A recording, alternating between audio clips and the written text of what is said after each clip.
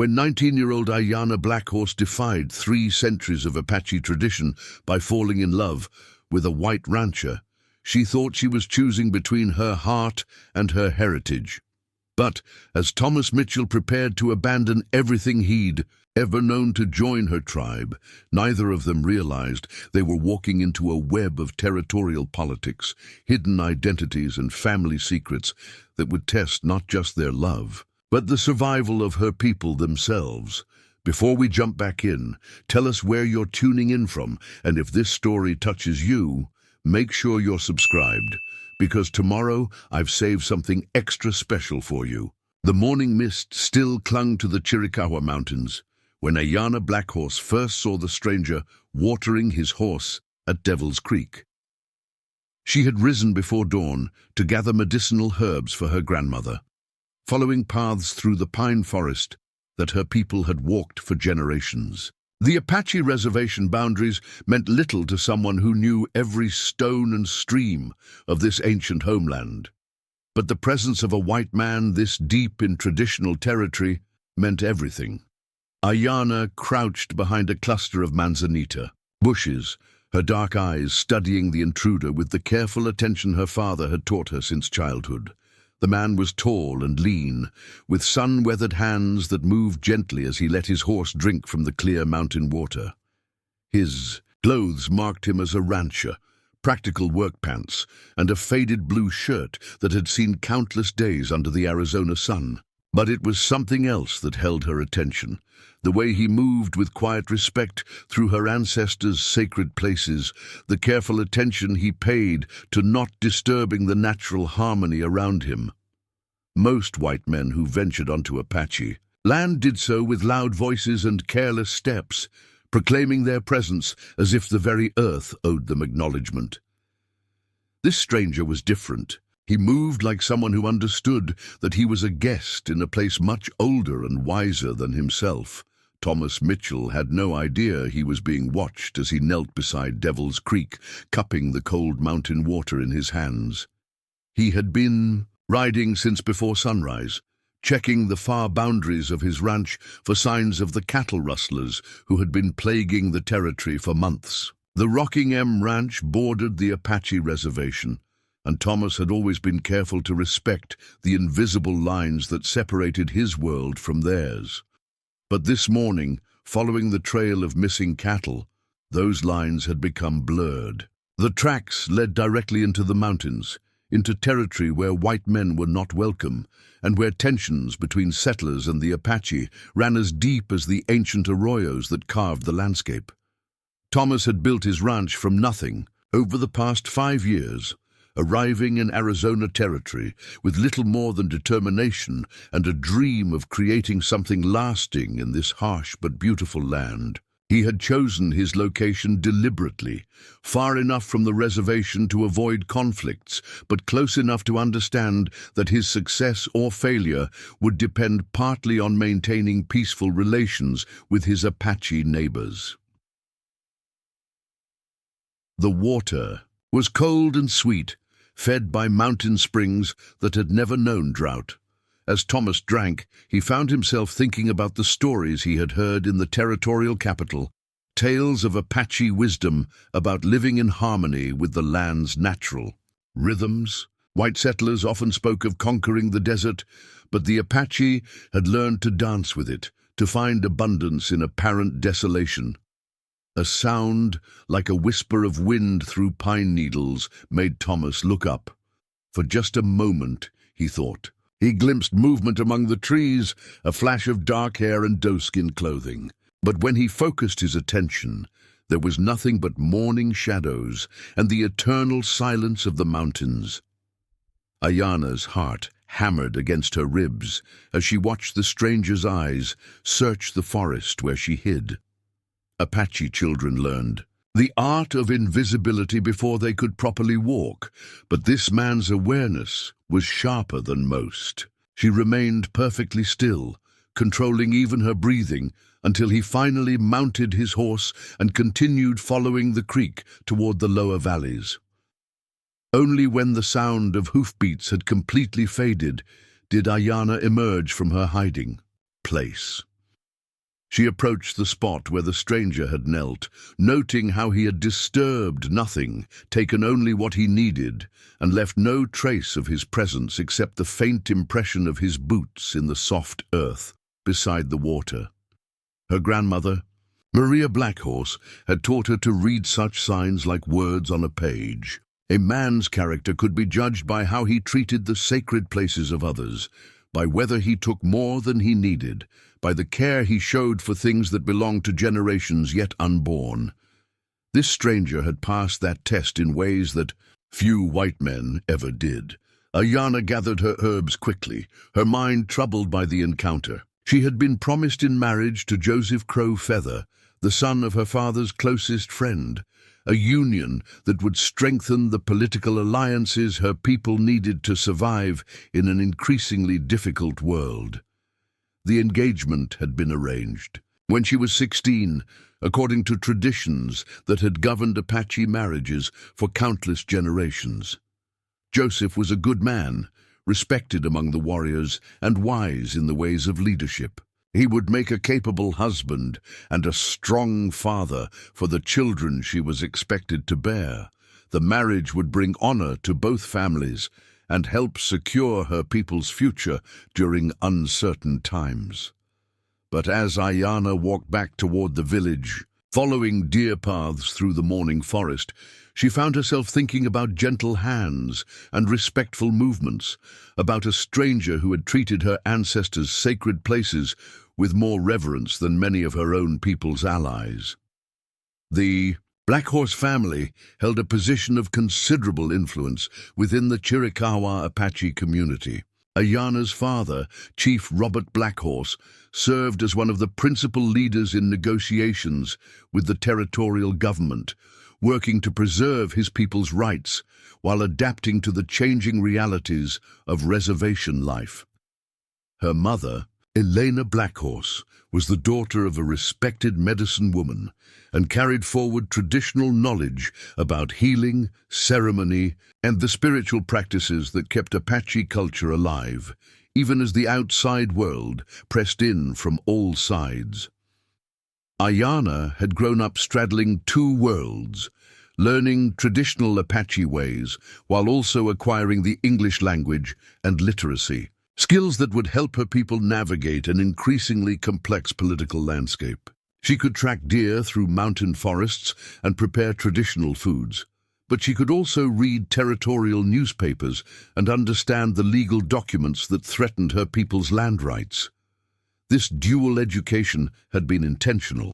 Chief Blackhorse recognized that his people's survival would depend on their ability to engage with white society while maintaining their cultural identity. Ayanna represented the next generation of Apache leadership, young people who could serve as bridges between worlds without losing their connection to ancestral wisdom.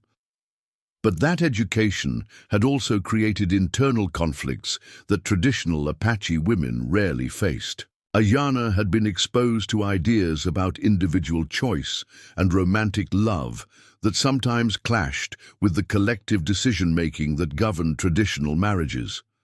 She understood the political necessity of her engagement to Joseph Crow Feather, but she also yearned for something her grandmother's generation had never expected, the freedom to choose her own destiny. The village was bustling with activity when Ayanna returned with her basket of medicinal herbs. Women were preparing food for the day's meals, while children played games that taught them skills they would need as adults. Men worked on weapons and tools, or gathered in small groups to discuss the ongoing tensions with territorial authorities. Recent months had brought disturbing news from the territorial capital. Railroad companies were pressing for access to Apache lands, claiming that the reservation contained valuable mineral deposits. Cattle ranchers complained about boundaries that restricted their access to mountain water sources. Politicians spoke increasingly about the need to modernize Apache society by breaking up tribal lands and forcing individual ownership. Chief Blackhorse spent most of his time these days in meetings with government officials, trying to negotiate agreements that would protect his people's core interests while making enough concessions to avoid more serious conflicts. It was delicate work that required constant vigilance and careful diplomacy. "Granddaughter," Maria Blackhorse called as Ayana approached the family's dwelling. "Bring those herbs here. We have much work to do today." Ayana's grandmother was a small woman whose age was impossible to determine. Her face carried the deep lines that came from decades of desert sun and mountain wind, but her dark eyes held the sharp intelligence of someone who had spent a lifetime observing the world and understanding its hidden patterns. Maria Blackhorse was one of the few remaining keepers of traditional Apache medicine, a repository of knowledge about which plants could heal and which could harm, about the ceremonies that maintained spiritual balance, about the old stories that carried the wisdom of ancestors forward to new generations.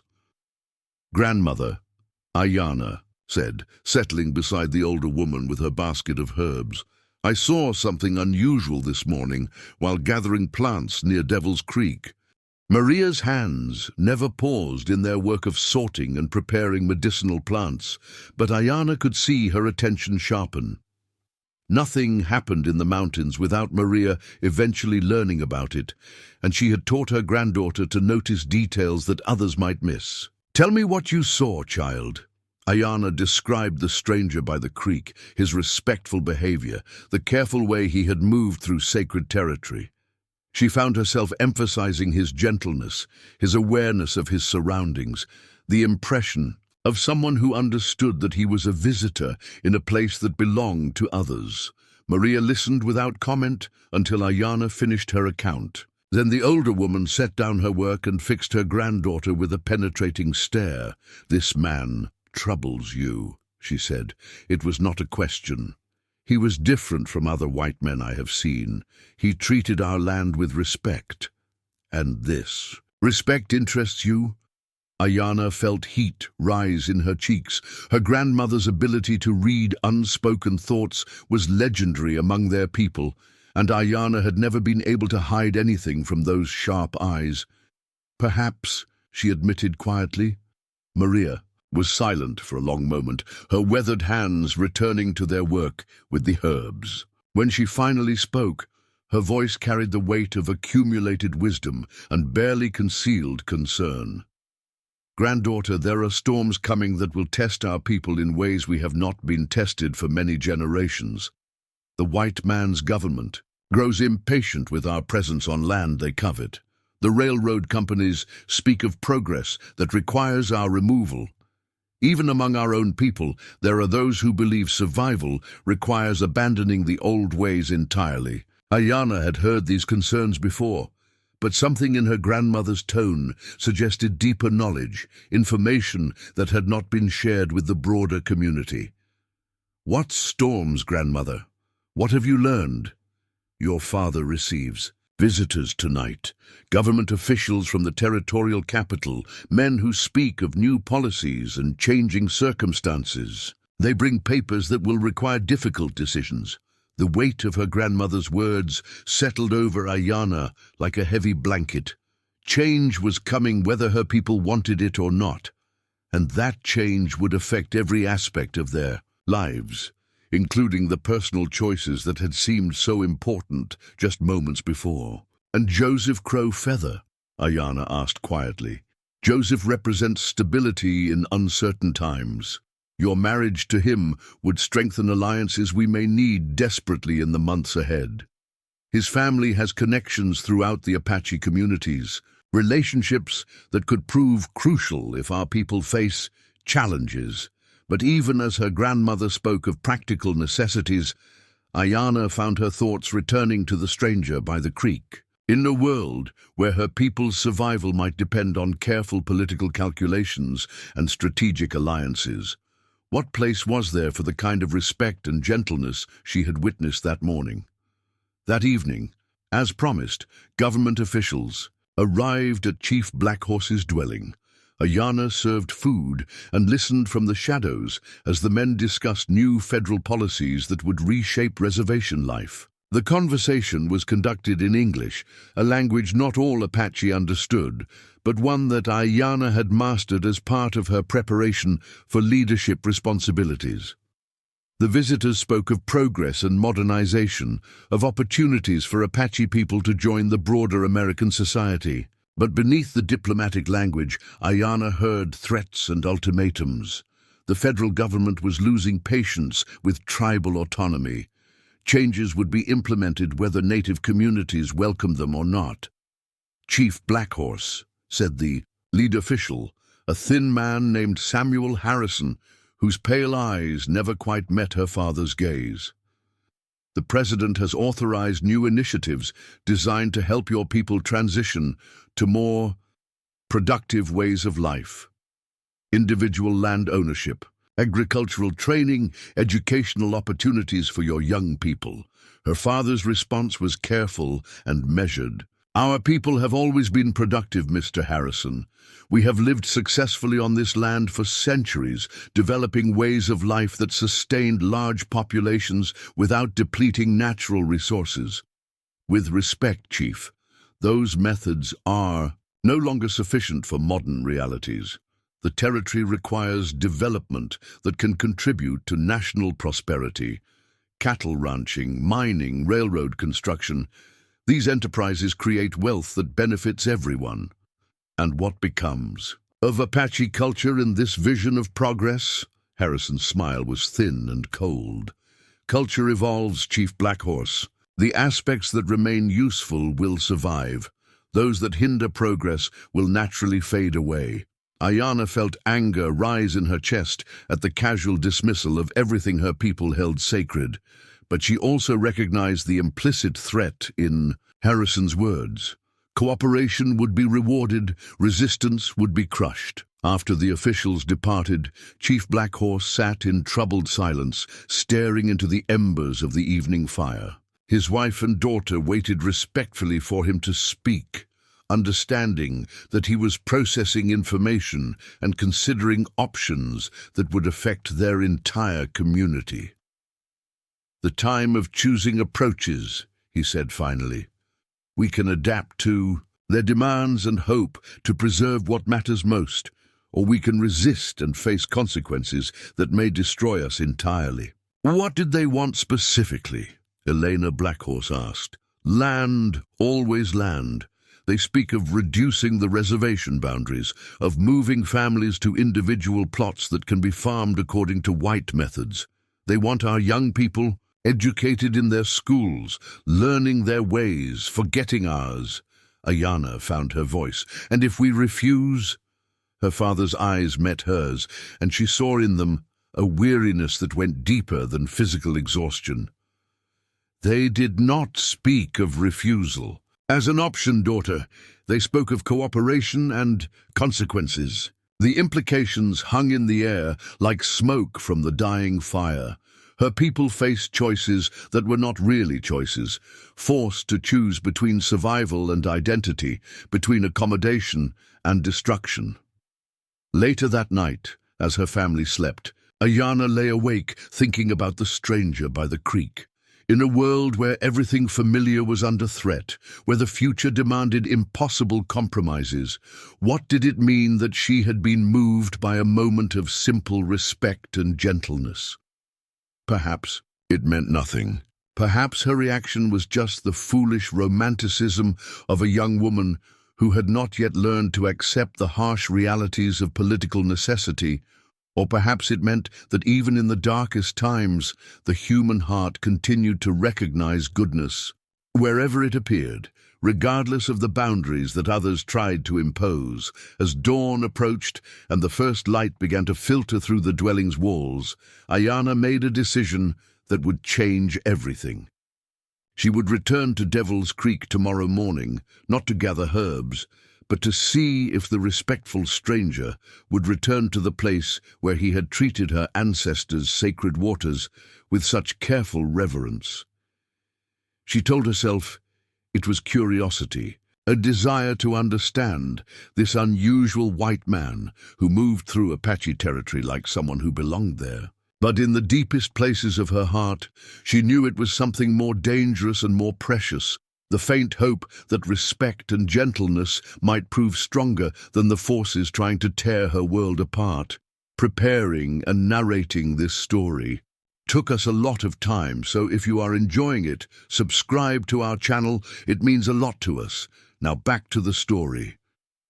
Dawn had barely broken when Ayana made her way back to Devil's Creek, her heart pounding with a mixture of anticipation and guilt. She had told her mother she was checking snares they had set for rabbits, a half-truth that sat heavy on her conscience. Apache culture valued honesty above almost all other virtues, and deception, even for what felt like innocent reasons, went against everything she had been taught. The forest was alive with morning sounds as she moved silently through the pine trees. Birds called to each other across the canopy, while small creatures rustled through the underbrush, beginning their daily search for food and water. These mountains had been her playground as a child, her classroom as she grew older, and now they felt like a sanctuary where she might find answers to questions she was afraid to voice aloud. Thomas Mitchell was already there when she arrived, kneeling beside the creek with his horse grazing nearby. But this time he wasn't alone. Beside him sat a large black dog with intelligent brown eyes and a calm demeanor that suggested careful training. The animal's ears perked up at Ayana's approach, but it made no sound, simply watching her with the patient attention of a creature, accustomed to its master's mysterious ways. "Easy, Shadow," Thomas murmured, placing a gentle hand on the dog's head. "We have company." Ayana froze behind her screen of manzanita bushes, realizing she had been discovered. Her Apache training had taught her to move without sound, to observe without being seen, but this stranger possessed awareness that matched her own woodland skills. "I know you're there," Thomas said quietly, his voice carrying easily across the morning stillness. "You were here yesterday too, weren't you, watching from the trees?" For a moment, Ayana considered retreating, disappearing back into the forest depths, where even the most skilled tracker would lose her trail. But something in the stranger's tone, respectful rather than demanding, curious rather than threatening, made her pause. "I mean no harm," Thomas continued, still facing the creek rather than searching the brush where she hid. "I'm just a man trying to understand why his cattle keep disappearing, following tracks that led me into country where I probably don't belong." Despite every instinct telling her to remain hidden, Ayana found herself stepping into the small clearing beside the water. Thomas turned slowly, his movements deliberate and non-threatening, and for the first time they looked directly at each other across the space that separated their two worlds. He was younger than she had expected, perhaps 25 or 26, with sun-weathered features and green eyes that held intelligence and something else, a sadness that seemed to run deeper than temporary concerns about missing livestock. His hands, she noticed, were calloused from hard work, but scarred in ways that suggested he had known violence sometime in his past. "You're Apache," he said, and there was no surprise in his voice, only acknowledgement. "And you're trespassing on reservation land," Ayana replied in carefully pronounced English, testing his reaction to her fluency in his language. Thomas's eyebrows rose slightly at her perfect English, but he showed none of the condescension most white men displayed when confronted by an educated native woman. Instead, he simply nodded. "Yes, I am. Following cattle thieves. But that's not really an excuse for being here without permission." He gestured toward the creek. "This is sacred land, isn't it? I can feel it in the way everything here seems older somehow, more permanent than the country I'm used to." The observation surprised Ayana. Most white settlers saw the desert as empty space to be conquered and developed, not as a living landscape with its own ancient wisdom. "Your people don't usually recognize such things." "My people," Thomas repeated thoughtfully. "I suppose that's accurate, though sometimes I wonder if I have any people at all." He stood slowly, his movements careful and non-threatening. "I'm Thomas Mitchell. I run a ranch about 10 miles southeast of here, on the other side of the territorial road." "I know the place," Ayana said. "The Rocking M. You built it from nothing, according to the traders who bring news from town." "You know about my ranch?" "We know about everything that happens in our traditional territory," Ayana replied. "The question is whether we consider it a threat or simply another part of the landscape." Thomas studied her face, clearly trying to understand the subtle implications of her words. "And which am I?"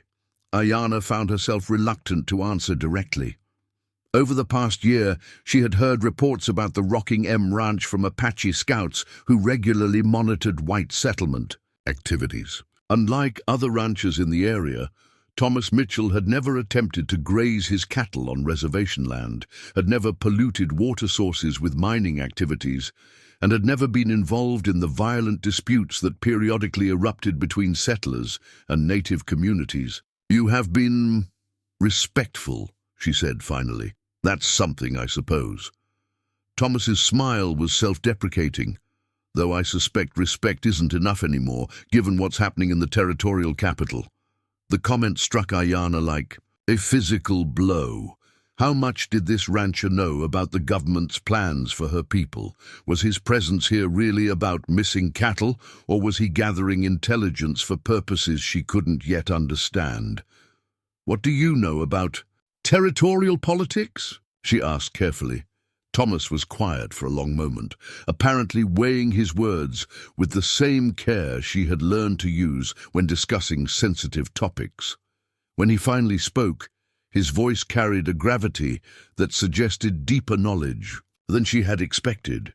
"I know that railroad companies have been pressuring Congress to open reservation lands for development. I know that cattle associations are pushing for expanded grazing rights. And I know that some territorial officials are looking for any excuse to reduce Apache autonomy. And where do you stand on these issues?" "I stand with anyone who believes that promises should be kept and that people have the right to live according to their own traditions on their own land," Thomas said firmly. "Though I'm apparently in the minority among white settlers." The conversation was interrupted by Shadow's low growl. The dog's attention focused on something moving through the trees behind Ayana. She spun around, her heart sinking as she recognized the approaching figure. Joseph Crow Feather emerged from the forest, his hand resting on the handle of the knife at his belt, his dark eyes fixed on Thomas with unmistakable hostility. "Ayana," Joseph said in Apache, his voice tight with controlled anger. "Your father is looking for you. He sent me to find you when you failed to return from checking the rabbit snares." Joseph Crow Feather was everything an Apache warrior should. Be tall, strong, skilled in traditional fighting methods, and absolutely devoted to protecting his people from outside threats. At 24, he had already earned respect as a hunter and scout, and his family's political connections made him an ideal choice for marriage to a chief's daughter.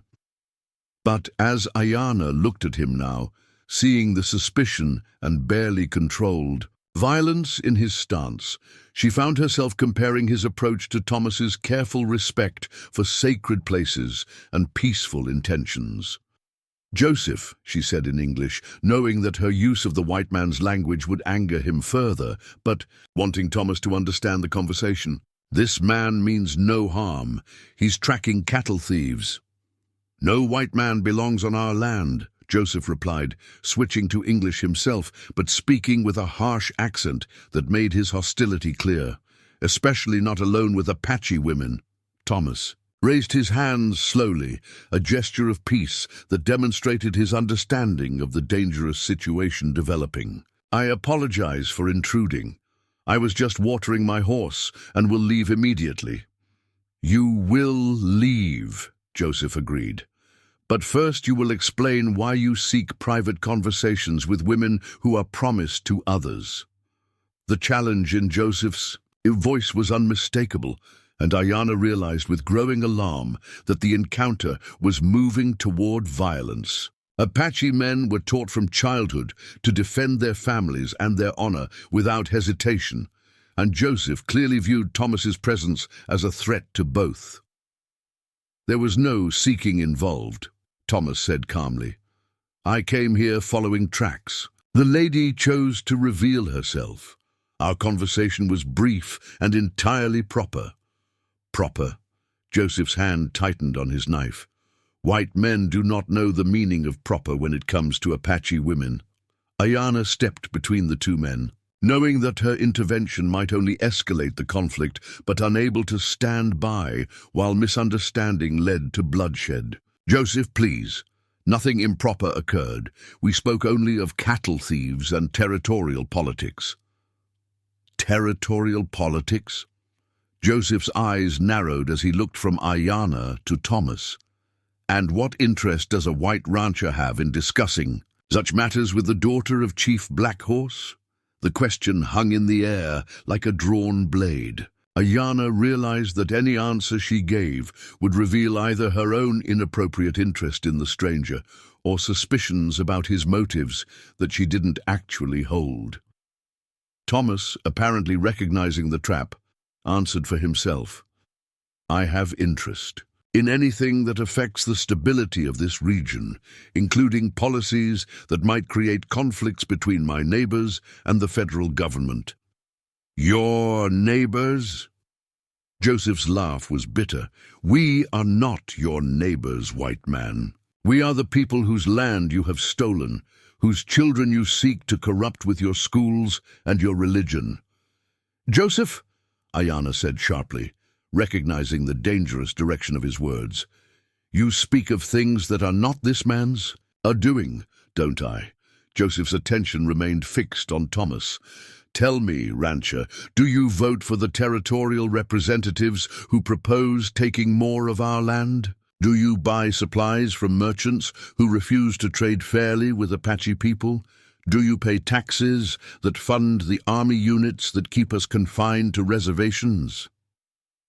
The questions were like arrows, shot with deadly accuracy, and Ayana could see their impact on Thomas's face. However good his intentions might be, he was indeed part of the system that oppressed her people, and his individual respect could not erase that fundamental truth.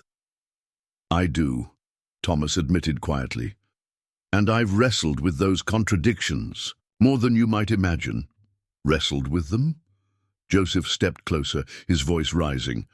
"While we live with their consequences every day, while our children go hungry because government agents steal our food rations, while our young men are imprisoned for hunting on lands their grandfathers roamed freely." Thomas's hands remained raised in a peaceful gesture, but Ayana could see tension building in his shoulders as Joseph's accusations became more heated. Shadow sensed the rising conflict and moved closer to his master, though the dog made no aggressive moves. "You're right," Thomas said. "I benefit from injustices that I don't directly commit, but also don't actively oppose. That makes me complicit, whether I want to admit it or not." The admission seemed to take some of the wind out of Joseph's anger. He had clearly expected denial or justification, not acknowledgement of uncomfortable truths. "Then why are you here?" Joseph asked. "If you understand your complicity, why seek conversation with our women instead of working to change the system you benefit from?" It was a fair question, and Ayana found herself eager to hear Thomas's answer. Was his presence here really about missing cattle, or was there something deeper driving his apparent interest in Apache territory and people? "Because," Thomas said slowly, "I've been trying to figure out how to live honorably in a situation that seems to make honor impossible. I've been wondering if there might be ways to bridge differences that everyone says are unbridgeable. And you think the daughter of Chief Black Horse might provide you with answers to these philosophical questions?" Joseph's tone remained skeptical, but the immediate threat of violence seemed to be receding. "I think," Thomas replied, meeting Joseph's stare directly, that I've never encountered anyone who moved through the world with such obvious respect for the sacred nature of this place. It made me curious about the wisdom that creates such respect. The answer surprised Diana almost as much as it seemed to surprise Joseph. Most white men, when confronted by Apache anger, either responded with threats of their own or with condescending attempts to minimize legitimate grievances. Thomas had done neither, instead acknowledging both his complicity in systemic injustice and his genuine desire to understand different ways of living. "Wisdom," Joseph repeated thoughtfully. "You believe we possess wisdom that your people lack. I believe that any culture that has survived and thrived in this environment for centuries without destroying it possesses wisdom that my culture desperately needs," Thomas said. "The question is whether such wisdom can be shared across the kinds of differences that separate us." It was, Ayana realized, exactly the kind of question that kept her awake at night as she contemplated her people's future. Could Apache wisdom find expression in the changing world that white civilization was creating? Could traditional knowledge serve new circumstances, or was accommodation inevitably a form of cultural death? "These are questions for chiefs and elders to consider," Joseph said finally, "not for unmarried women to discuss with strangers in secret meetings." "You're absolutely right," Thomas agreed. "I apologize to both of you for creating an inappropriate situation. It was not my intention, but intention doesn't eliminate consequence." He turned to Ayana, and she was surprised by the genuine regret in his green eyes. "I'm sorry if my presence has caused problems for you. That was the last thing I wanted." Without waiting for a response, Thomas whistled softly to Shadow and began leading his horse away from the creek. But after a few steps, he paused and looked back. "The cattle thieves you're dealing with," he said to Joseph. "They're not random rustlers. They're organized, probably connected to the territorial government somehow. The tracks I followed here suggest they're using Apache land as a hiding place, which means they're trying to implicate your people in their crimes." Joseph's expression sharpened. "You have evidence of this? Tracks, timing patterns, knowledge of patrol schedules that random thieves wouldn't possess," Thomas replied. "If you're interested in protecting your people from false accusations, we might have common cause." With that cryptic statement, Thomas mounted his horse and rode away, leaving Ayana and Joseph alone beside the sacred creek with 1,000 unspoken questions hanging between them. "You will not see him again," Joseph said quietly, once Thomas had disappeared into the trees. It was not a request, and Ayana felt the weight of tribal expectations settling around her like chains.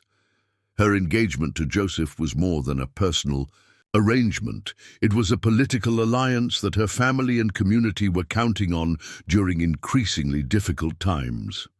"I understand," she said, though understanding and accepting were not the same thing.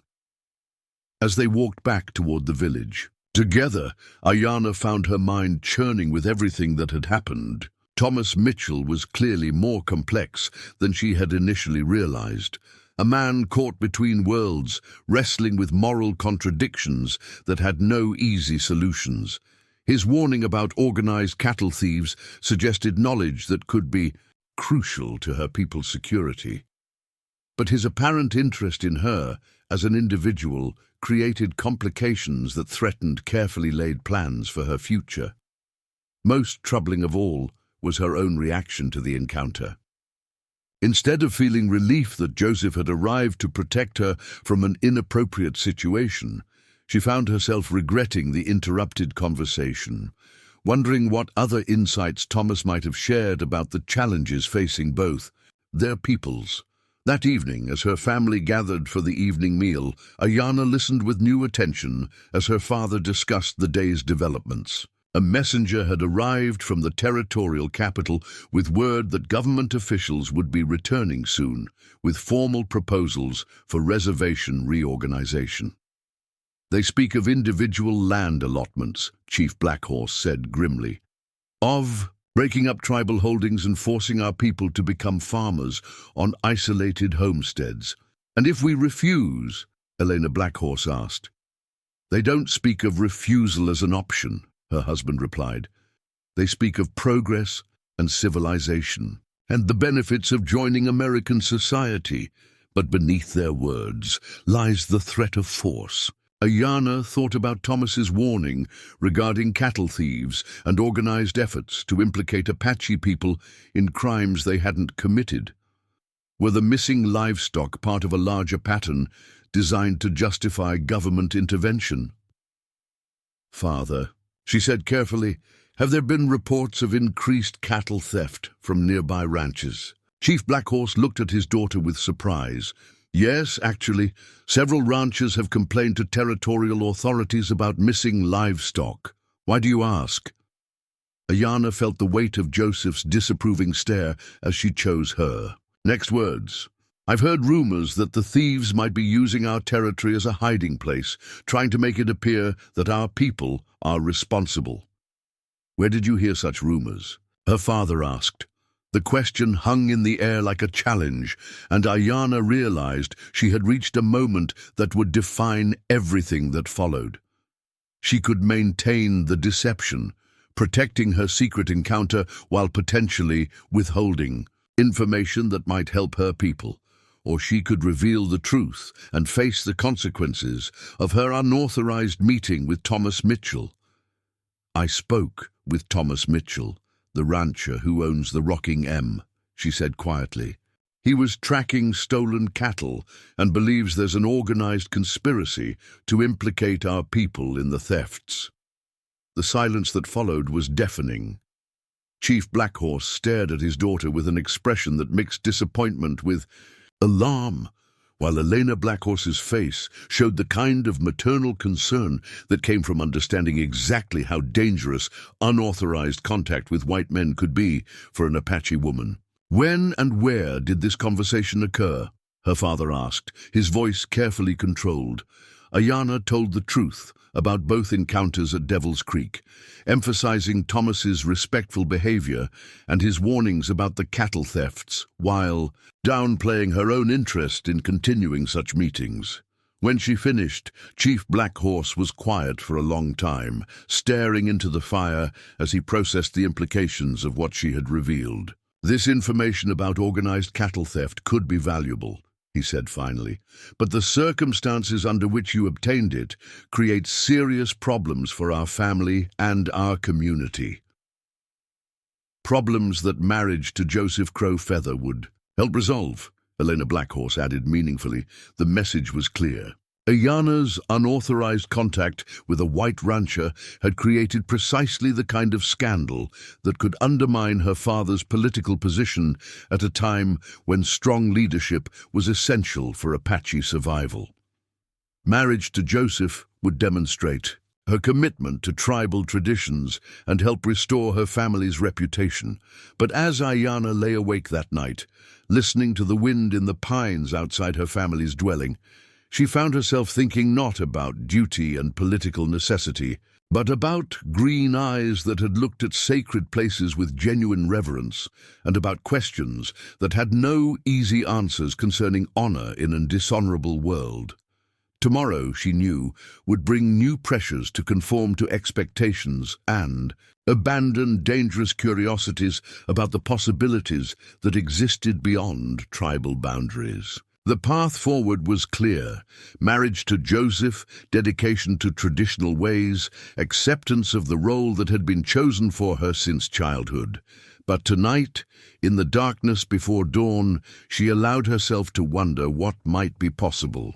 If courage proved stronger than convention, and if two people from different worlds might find ways to build bridges that their societies insisted were impossible to construct. 3 days after Ayanna's confession about her meetings with Thomas Mitchell, Chief Blackhorse made a decision that surprised everyone in the tribal council.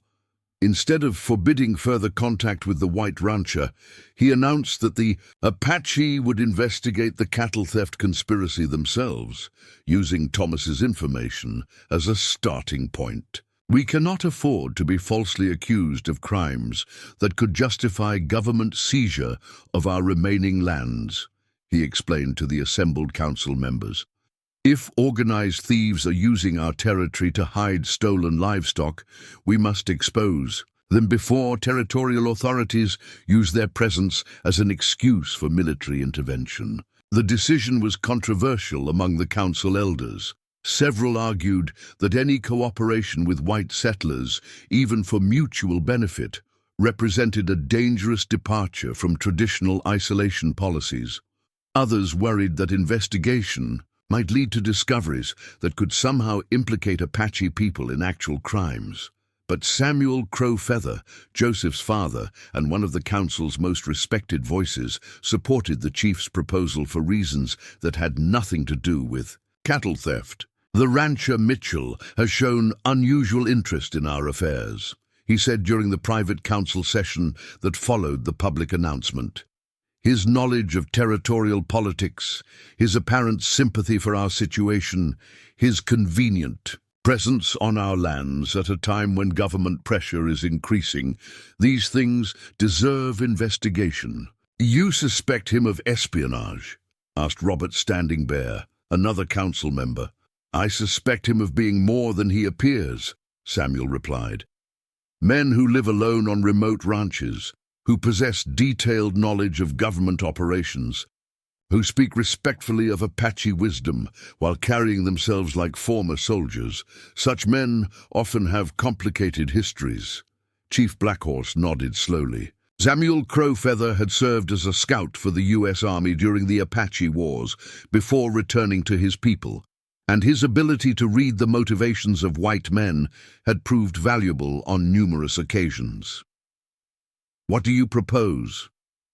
Let my son, Joseph, lead the investigation, working with selected warriors who can move unseen through the mountains, but also arrange a formal meeting with Mitchell, one where we can observe his reactions to direct questions about his background and his true interest in Apache affairs. The plan that emerged from these discussions was elegant in its simplicity. Joseph would track the cattle thieves using traditional Apache scouting methods, while Chief Blackhorse would invite Thomas Mitchell to an official meeting where his knowledge and motivations could be properly assessed. Ayanna learned of these developments from her mother, who explained them with the careful tone parents used when delivering news that would clearly affect their children's futures. Your father has decided that the information you obtained from the rancher Mitchell is valuable enough to warrant further investigation, Elena Blackhorse said, as they worked together preparing hides for winter clothing. But he has also decided that all future contact with Mitchell will be conducted through proper channels with appropriate supervision. The message was clear. Ayanna's unauthorized meetings with Thomas had created opportunities but also complications that required careful management. Her role in future developments would be limited to whatever her father and the council deemed appropriate. And my engagement to Joseph, Ayanna asked quietly, remains unchanged, her mother replied firmly. If anything, recent events have demonstrated why such alliances are necessary.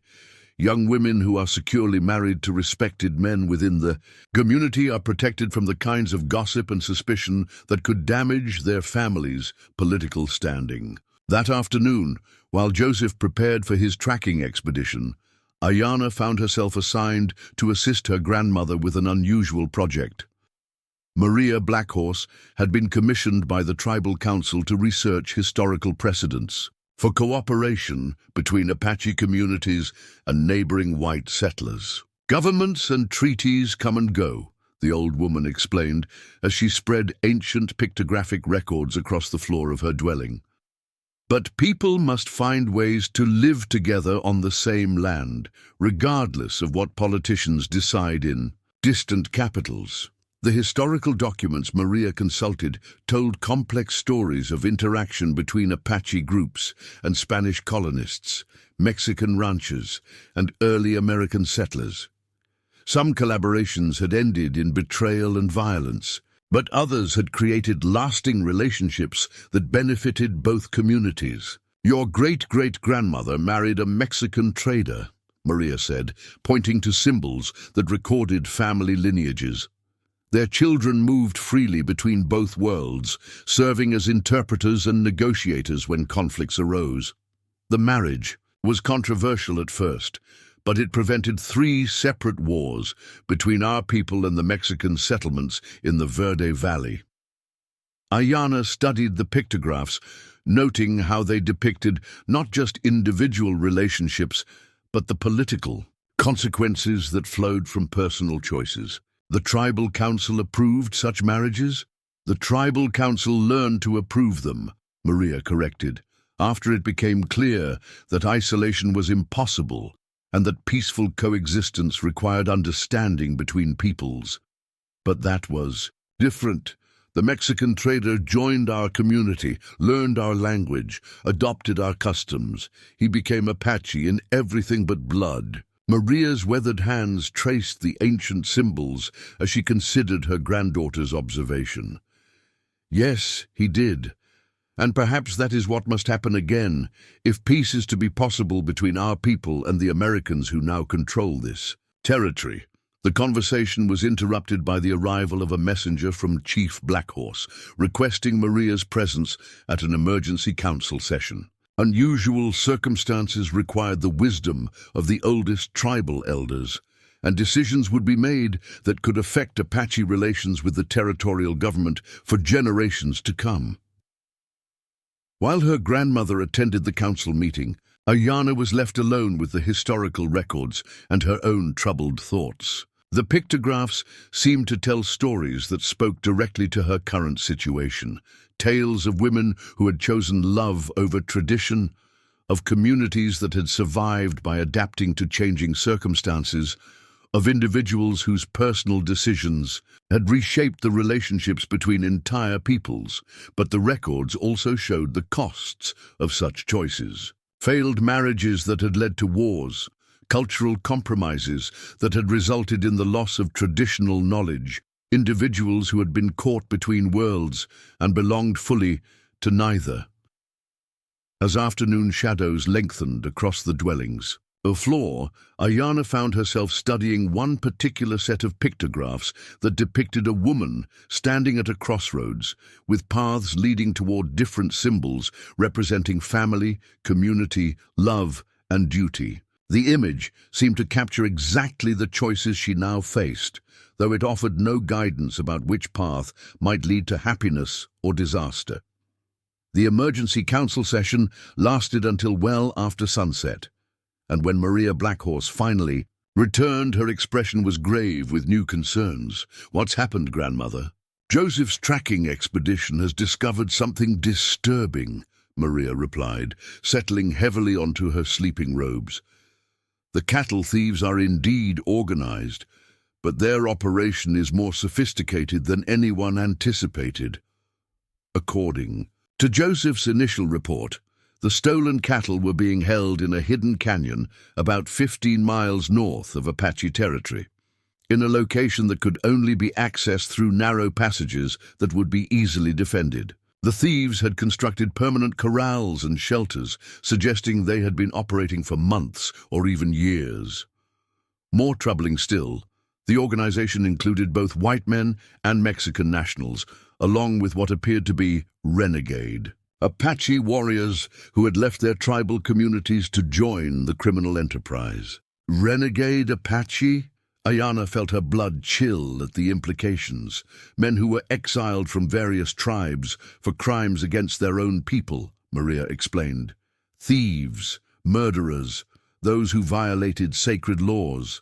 They served the criminal organization as guides and scouts, using their knowledge of traditional Apache territory to hide stolen livestock and avoid territorial law enforcement. The discovery created a crisis that went far beyond simple cattle theft. If renegade Apache were involved in criminal activities that harmed white settlers, territorial authorities would have justification for harsh measures against all Apache communities, regardless of their actual involvement in the crimes. The council, is divided about how to respond, Maria continued. Some argue that we should immediately contact territorial authorities and offer to help capture the renegades, demonstrating our cooperation with law enforcement. Others believe that any involvement with white law enforcement will be used against us, regardless of our intentions. And my father. Your father believes we need more information before making any decisions, which is why the council has decided to proceed with the planned meeting with Thomas Mitchell, but with additional purposes beyond simple cooperation regarding cattle theft. The next morning brought news that complicated an already difficult situation. A delegation of territorial officials, led by the same Samuel Harrison who had visited Chief Blackhorse days earlier, was traveling toward Apache territory, with what they described as urgent business regarding recent criminal activities. The timing was suspicious. Joseph's discovery of the organized cattle theft operation had occurred only the day before, yet territorial authorities were already responding as if they possessed independent knowledge of criminal activities in the region. Someone has been providing information to the territorial government, Chief Blackhorse told his family during the morning meal. The question is whether that someone is trying to help us or destroy us. The possibility that Thomas Mitchell might be a government informant had occurred to several council members, though his warning about organized cattle theft seemed to argue against such suspicions. If he were working for territorial authorities, why would he provide information that might help Apache communities avoid false accusations? Unless, Elena Blackhorse suggested, his purpose is to gain our trust by appearing helpful while actually gathering intelligence about our defensive capabilities and internal divisions. It was a disturbing possibility that highlighted the dangerous complexities of any cooperation with white settlers. Even well-intentioned collaboration could be manipulated by those with hostile agendas, and Apache communities had learned through bitter experience that apparent friends could become deadly enemies when political circumstances changed. The planned meeting with Thomas Mitchell was rescheduled to occur before the territorial delegation's arrival, giving the tribal council one last opportunity to assess his character and motivations before making decisions about cooperation with government authorities. I want you present at this meeting, Chief Blackhorse told his daughter. Your observations about Mitchell's behavior may be valuable, and the council needs to understand exactly what was said during your unauthorized conversations. Ayana felt her stomach tighten with anxiety. Speaking before the tribal council about personal matters was difficult enough, but doing so while her engagement to Joseph Crowfeather hung in the balance created additional pressures that threatened to overwhelm her carefully maintained composure. What if the council decides that my meetings with Mitchell were inappropriate enough to damage our family's reputation? Then we will deal with those consequences when they arise, her father replied. But right now, the survival of our people may depend on our ability to distinguish between those who would help us and those who would destroy us. Your insights could be crucial to making that distinction correctly. The meeting was scheduled for the following afternoon at a neutral location, a natural amphitheater in the foothills where Apache leaders had traditionally met with representatives of other communities. The site was sacred to Ayana's people, but also accessible to mounted riders, making it suitable for diplomatic encounters that required both spiritual grounding and practical considerations. As Ayana prepared for the meeting, she found herself caught between conflicting emotions. Part of her was excited by the prospect of seeing Thomas Mitchell again, of learning more about the man whose respectful behavior had made such a strong impression during their brief encounters. But another part recognized the dangers inherent in the situation. If Thomas proved to be a government spy or territorial agent, her previous contact with him could be interpreted as evidence of disloyalty to her own people. If he were genuinely sympathetic but ultimately powerless to help, cooperation with him might expose Apache communities to risks without providing corresponding benefits. Most troubling of all was her growing awareness that her feelings about Thomas Mitchell had moved beyond simple curiosity about an unusual white man. Despite every rational argument against such foolishness, despite her engagement to Joseph and her obligations to her family and community, she found herself hoping that the meeting would reveal him to be exactly the kind of honorable man he had appeared to be during their conversations. Such hopes, she knew, were dangerous in ways that went far beyond personal heartbreak. In a world where her people's survival depended on careful political calculations and strategic alliances, romantic feelings for a white rancher represented the kind of luxury that Apache women could not afford. But as she braided her hair and chose clothing appropriate for a formal tribal council meeting, Ayanna could not entirely suppress the small flame of hope that burned in her chest, the hope that honor and respect might prove stronger than the prejudices and political necessities that separated their two worlds. The afternoon meeting would provide answers to questions that had haunted her since their first encounter at Devil's Creek. Whether those answers would bring resolution or heartbreak remained to be seen, but Ayanna was determined to face them with the courage her mother had taught her, and the wisdom her grandmother had shared through stories of women who had chosen love over safety and changed the course of history through their choices. As the sun reached its zenith and the time for the meeting approached, Ayanna made her way toward the sacred amphitheater, knowing that whatever happened in the next few hours would determine not just her personal future, but possibly the fate of her entire people in their struggle to survive in a rapidly changing world. The sacred amphitheater, carved into the mountainside by centuries of wind and rain, had witnessed countless Apache gatherings, but few as fraught with consequence as the one taking place this autumn afternoon. Ayanna sat with the other women on the eastern side of the natural depression, her hands folded carefully in her lap to hide their trembling as she watched Thomas Mitchell dismount from his horse at the southern entrance. He had come alone, as requested, though Ayanna noticed he wore a sidearm and carried himself with the alert posture of a man prepared for trouble. Shadow, his black dog, remained close to his side, ears pricked and eyes scanning the assembled Apache with intelligent wariness. Chief Blackhorse rose from his position at the center of the council circle, his ceremonial clothing marking the formal nature of the proceedings. Behind him sat 12 tribal elders, their weathered faces revealing nothing of their thoughts as they studied the white rancher who had requested this meeting. Thomas Mitchell of the Rockingham Ranch, Chief Blackhorse began in English, his voice carrying clearly across the amphitheater. You have sought audience with the Chiricahua Apache Council concerning matters of mutual interest. Speak your purpose.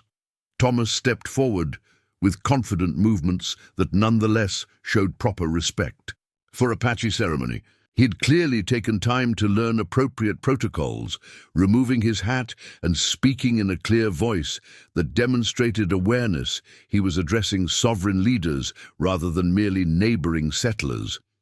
Chief Blackhorse, Honored Council.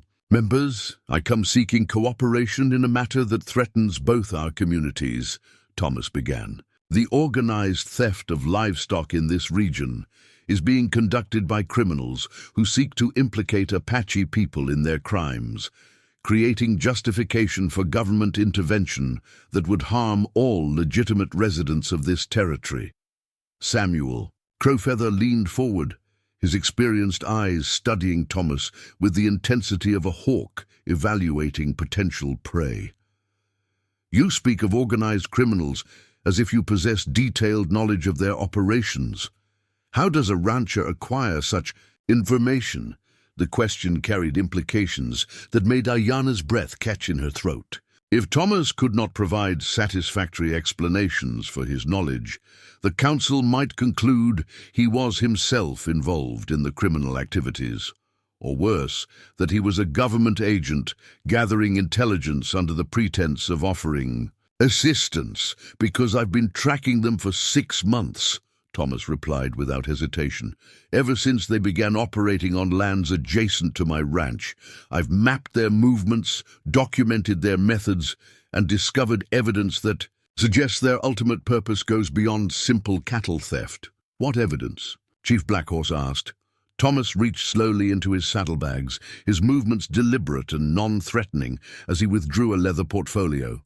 From it he produced maps, photographs and documents that he spread on a flat stone at the center of the council circle. "These photographs show the hidden canyon where stolen cattle are being held," he explained, pointing to images that clearly depicted constructed corrals and permanent shelters. This operation required significant investment and planning. The corrals alone represent months of work by skilled builders. Robert Standing Bear, one of the eldest council members, studied the photographs with obvious surprise. "You made these images yourself?" "Yes. I've had extensive experience with photography, both for surveying purposes and for—" Thomas paused, seeming to weigh his words carefully. "For military reconnaissance during my service in the Union Army." The admission sent a ripple of tension through the gathered Apache. Military service suggested skills and connections that could make Thomas Mitchell either a valuable ally or a dangerous enemy, depending on his true loyalties and intentions. "What, a unit?" Samuel Crowfeather asked sharply. "5th Cavalry Regiment attached to various surveying expeditions throughout the Western Territories," Thomas replied. "I served from 1867 to 1872. Primarily mapping and reconnaissance work." The date struck Ayanna like a physical blow. Those were the years of the most intense conflicts between the U.S. Army and Apache communities throughout the Southwest. Thomas had been a soldier during the period when men like Samuel Crowfeather had fought desperately to protect their people from military campaigns designed to force them onto reservations. "You fought against Apache warriors?" The question came from Joseph Crowfeather, who had returned from his tracking expedition just hours before the meeting. His voice carried barely controlled hostility as he glared at the man who had been meeting secretly with his intended bride. "No," Thomas said firmly. "My unit's mission was mapping and surveying, not combat operations.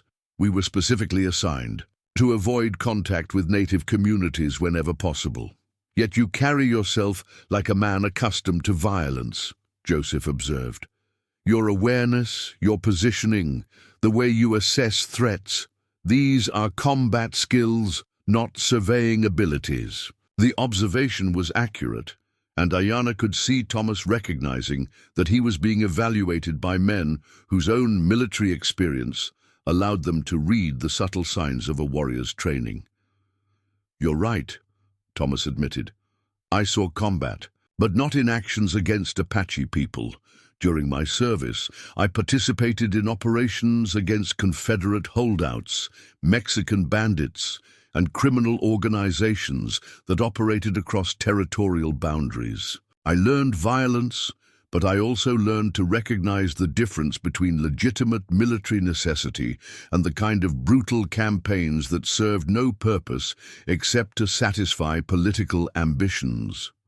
"And which category did the Army's Apache campaigns fall into?" Samuel Crowfeather asked quietly. The question hung in the air like a challenge, and Ayanna found herself holding her breath as she waited for Thomas's response. How he answered would reveal everything about his character and his true attitude toward her people. They were political campaigns designed to seize land and resources, not legitimate military operations defending against actual threats.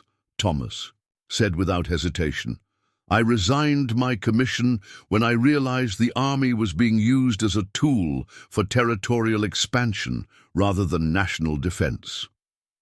The honesty of his response seemed to surprise several council members, though Ayanna noticed that Joseph's expression remained skeptical. Samuel Crow Feather exchanged meaningful looks with Chief Blackhorse before speaking again. You claim to have evidence that the cattle theft organization is attempting to implicate Apache people in criminal activities. What specific evidence?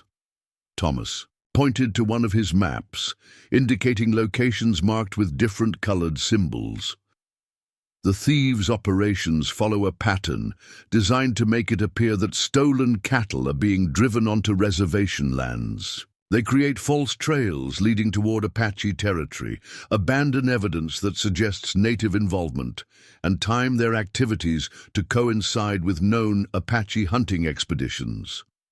Furthermore, he continued, his voice growing more intense, I have reason to believe that territorial officials are aware of this pattern and are allowing it to continue because it serves their political purposes. Chief Blackhorse leaned forward, his dark eyes sharp with interest. Explain.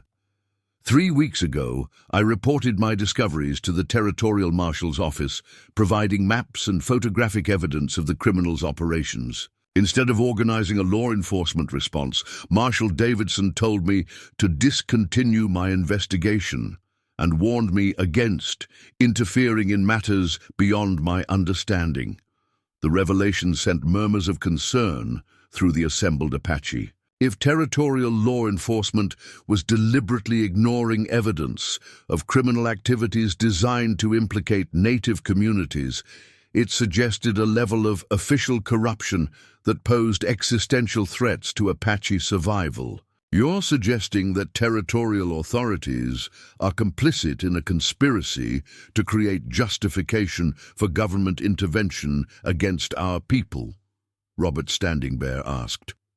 I'm suggesting that some territorial authorities are willing to allow criminal activities to continue if those activities advance their political objectives, Thomas replied carefully. Whether that constitutes active conspiracy or merely willful blindness, the effect is the same. Maria Blackhorse spoke for the first time since the meeting began, her ancient voice carrying the authority of decades spent observing the patterns of human behavior. Young man, you risk much by bringing such accusations to us. If territorial officials learn of your cooperation with Apache leaders, you could face serious consequences. I'm already facing consequences, Thomas replied. My ranch has been isolated from territorial support. My business relationships have been undermined, and I've received unofficial warnings about the dangers of sympathizing with hostile elements. I have nothing left to lose by seeking honest cooperation with honorable people. And what do you hope to gain from such cooperation? Chief Blackhorse asked. Thomas was quiet for a moment, his green eyes moving across the faces of the assembled council members before settling on Ayana's face with an intensity that made her heart race. I hope to prove that understanding between different peoples is possible, he said quietly. I hope to demonstrate that conflicts arise from failures of communication and leadership, not from inherent incompatibilities between cultures. And I hope to protect communities, both Apache and settler, from those who profit from division and hatred. It was Joseph who posed the question that cut to the heart of everyone's concerns. Pretty words, but what specific actions do you propose? How do we move from philosophical statements to practical cooperation? Thomas had clearly anticipated this challenge. He reached into his portfolio again, withdrawing a detailed plan written in clear handwriting on military-quality paper. Joint patrols, he said, placing the document where all council members could examine it. Apache scouts working with selected ranchers to track and document criminal activities. Coordinated intelligence gathering that provides evidence of the organized nature of the cattle theft operations. And ultimately, a citizen's arrest operation that captures the criminals and exposes any official corruption that has protected them. The audacity of the proposal was breathtaking. Thomas was suggesting that Apache warriors and white settlers work together in military-style operations against criminal organizations that might include corrupt territorial officials. "You're talking about warfare," Samuel Crowfeather observed. "Organized military action against enemies who possess official protection and superior firepower." "I'm talking about law enforcement in a situation where official law enforcement has abdicated its responsibilities," Thomas corrected. "Citizens have the right to defend themselves when their government fails to protect them from criminal activities." "Citizens," Joseph repeated with bitter emphasis. "Apache people are not considered citizens by the territorial government. We are considered wards of the federal bureaucracy, subject to policies we have no voice in creating." "Then perhaps it's time to change that," Thomas replied. "Successful cooperation in law enforcement activities could demonstrate Apache capabilities and reliability, providing evidence that current policies are based on prejudice rather than practical necessity." The suggestion was radical in ways that made several council members visibly uncomfortable. Thomas was proposing that Apache people prove their worthiness for citizenship by participating in activities that would inevitably bring them into conflict with territorial authorities. But it was also the kind of bold strategy that might actually succeed in protecting Apache communities from the false accusations that threatened their survival. "This plan requires trust," Chief Blackhorse said slowly. "Trust between peoples who have been taught to view each other as enemies. Trust between communities that have different traditions of leadership and decision-making. Trust between individuals who may have personal reasons for cooperation that extend beyond political necessity."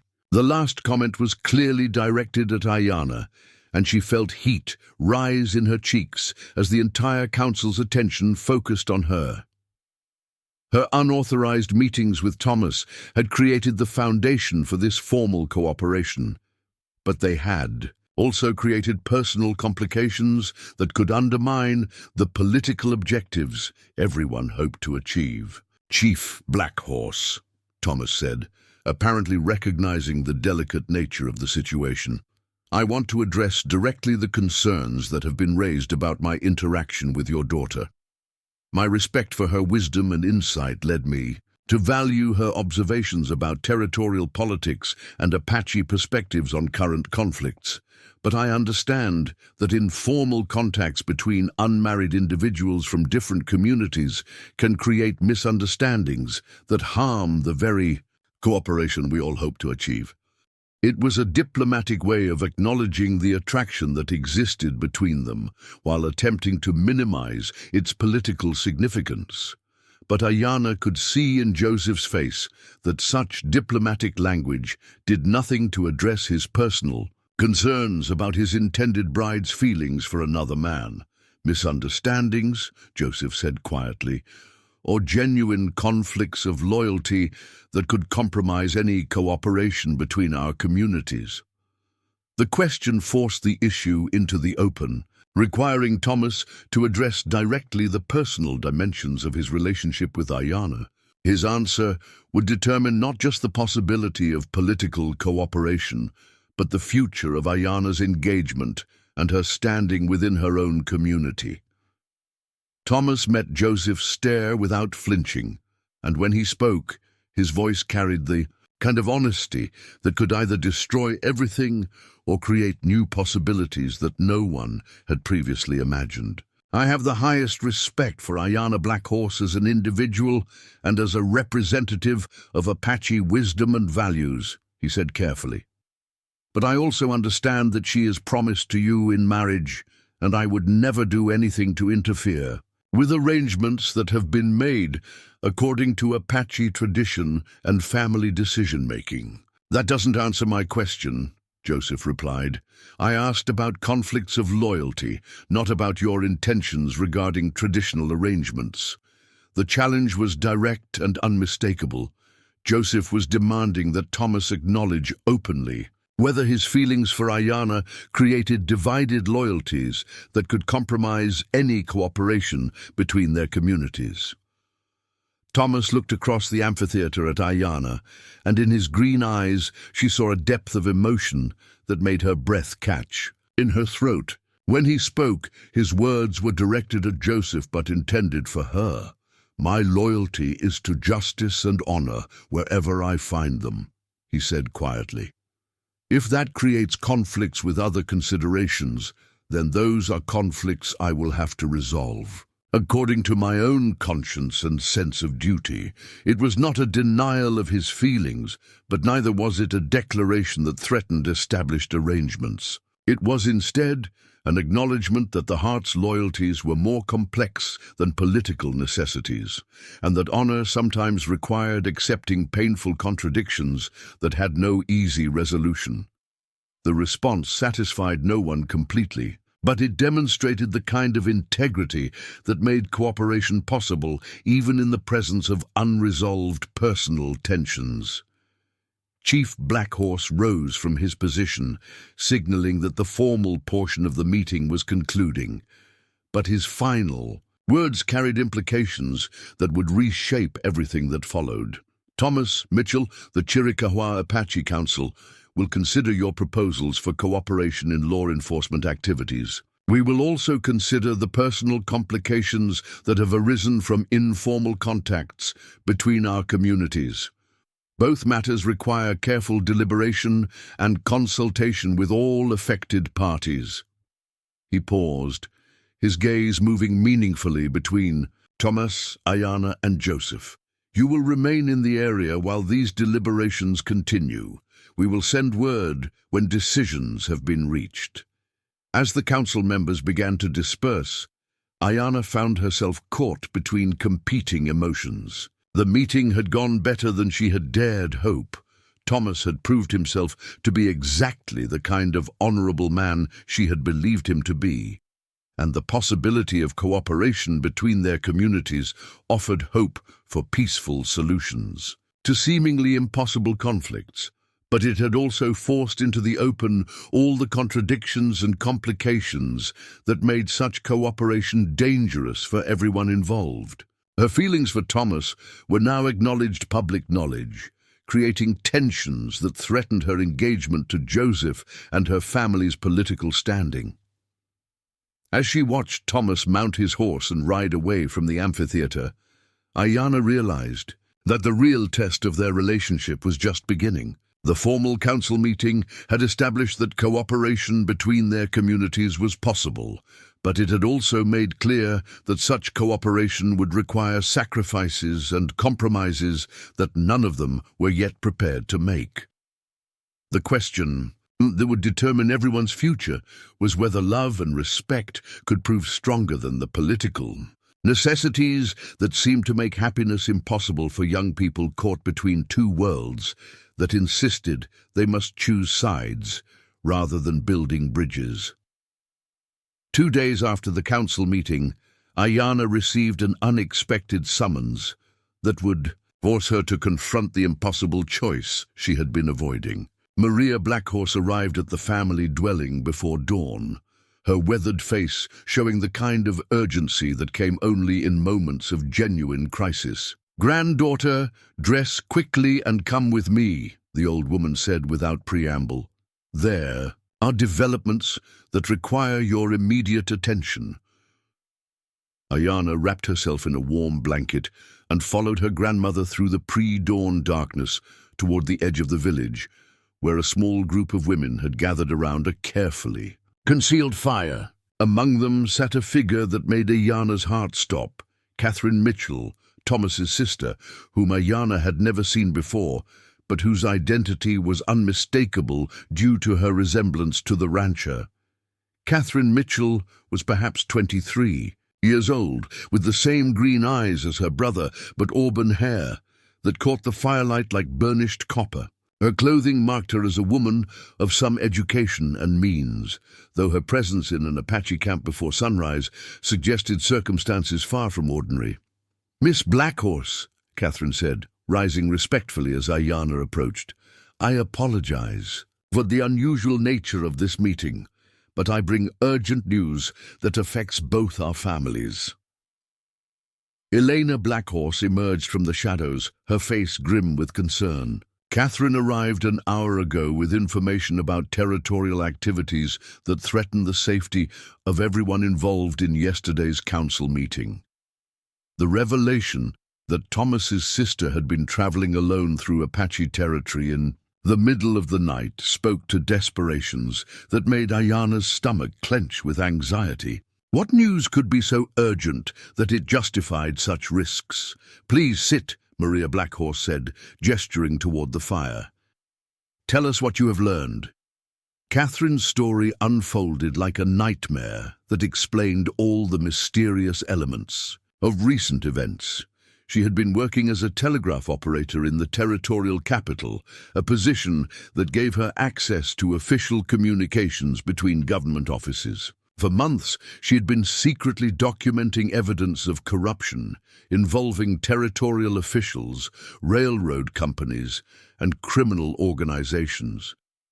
The cattle theft operation that Thomas has been investigating is only part of a larger conspiracy, Catherine explained, her voice tight with urgency. Territorial officials are deliberately allowing criminal activities to continue because they need justification for military intervention against Apache communities. The plan, as Catherine described it, was diabolical in its simplicity. Criminal organizations would steal livestock and commit other crimes that could be blamed on Apache communities. When public pressure for action became overwhelming, territorial authorities would request federal military assistance to restore order and protect law-abiding citizens. But the real purpose wasn't law enforcement. It was land seizure. Once military forces were deployed, they would discover evidence of mineral deposits and railroad development opportunities that required Apache removal from traditional territories. The territorial governor has already requested additional federal troops, Catherine continued. They're expected to arrive within the week, ostensibly to investigate reports of increased Apache hostility and criminal activity. Ayana felt the world tilt beneath her as the implications became clear. Everything her people had feared was already in motion, and the careful diplomatic efforts of leaders like her father would prove meaningless against predetermined government policies. "How do you know this information is accurate?" Eleanor Blackhorse asked. Catherine reached into her traveling bag and withdrew a thick folder of documents, telegraph messages, official correspondence, and military deployment orders that provided undeniable evidence of the conspiracy she described. "I've been copying these documents for 3 months," she said, "building a case that could expose the entire network of corruption. But yesterday, I learned that my activities have been discovered. Government agents raided my boarding house last night, searching for evidence of what they called seditious activities." The danger Catherine faced for gathering this information was obvious, but so was the courage required to continue her investigation despite personal risks. Like her brother, she possessed moral convictions that demanded action even when such action threatened her personal safety. "Why did you come here?" Ayana asked. "Why bring this information to us instead of to newspapers or federal authorities?" "Because the corruption reaches into federal offices as well," Catherine replied grimly. "And because my brother believes that Apache communities represent the best hope for honest resistance to these criminal conspiracies." The admission that Thomas had discussed Apache affairs with his sister confirmed what Ayana had suspected. His interest in her people went far beyond simple cooperation regarding cattle theft. He had been studying their situation, learning about their culture and political circumstances for reasons that extended into personal convictions about justice and moral responsibility. "Thomas sent you here?" Maria Blackhorse asked. "No," Catherine said firmly. "Thomas doesn't know I'm here. In fact, he would probably try to stop me if he knew about my investigation. He believes his own efforts to gather evidence are sufficient to expose the conspiracy. But you believe otherwise?" I believe that his evidence, combined with mine, could create a case strong enough to reach honest federal officials who might intervene before the military deployment becomes irreversible. But I also believe that time is running out faster than any of us realized. The documents Catherine spread before them painted a picture of coordinated activities designed to justify predetermined government policies. Criminal organizations had been contracted to create specific types of evidence at specific times, ensuring that public outrage would peak just as federal troops became available for deployment. According to these communications, Catherine explained, pointing to particular messages, the next phase involves a major attack on a white settlement that will be blamed on Apache raiders. The attack is scheduled for tomorrow night. The blood drained from Ayana's face as she realized what Catherine was describing. An artificial atrocity designed to justify military action against her people, a false flag operation that would result in real deaths and provide unassailable justification for the land seizure that government officials had been planning all along. Which settlement? Elena Blackhorse asked. The trading post at Willow Creek, Catherine replied. It's isolated enough that response time will be slow, but visible enough that news of the attack will spread quickly throughout the territory. Ayana. New Willow Creek Well, a small settlement where Apache families often traded for supplies, operated by a family named Henderson, who had always dealt fairly with native customers. The trading post served both white settlers and Apache communities, making it a symbol of the peaceful coexistence that territorial officials apparently wanted to destroy. The plan calls for the attack to appear spontaneous, Catherine continued, but evidence will be planted that suggests organized Apache involvement. War paint? Traditional weapons, items that can be identified as coming from specific tribal communities. Including our community, Maria Blackhorse asked. Catherine nodded grimly. Including yours. Chiefs who have been cooperative with territorial authorities are particular targets because their removal would eliminate the possibility of peaceful resistance to government policies. The scope of the conspiracy was breathtaking in its cynicism. Government officials were prepared to sacrifice innocent lives, both Apache and white, to advance economic interests that benefited railroad companies and territorial politicians. But the revelation also created an opportunity that had not existed before. If Apache communities could prevent the false flag attack, they might be able to expose the entire conspiracy and demonstrate their commitment to protecting all innocent people in the territory. We have to warn the Hendersons, Ayana said, and we have to find a way to prevent the attack without being blamed for the very crimes we're trying to prevent. Warning them won't be enough, Elena Blackhorse pointed out. If the attack doesn't occur as scheduled, the conspirators will simply choose a different target and adjust their timeline. We need to stop the entire operation and expose the people.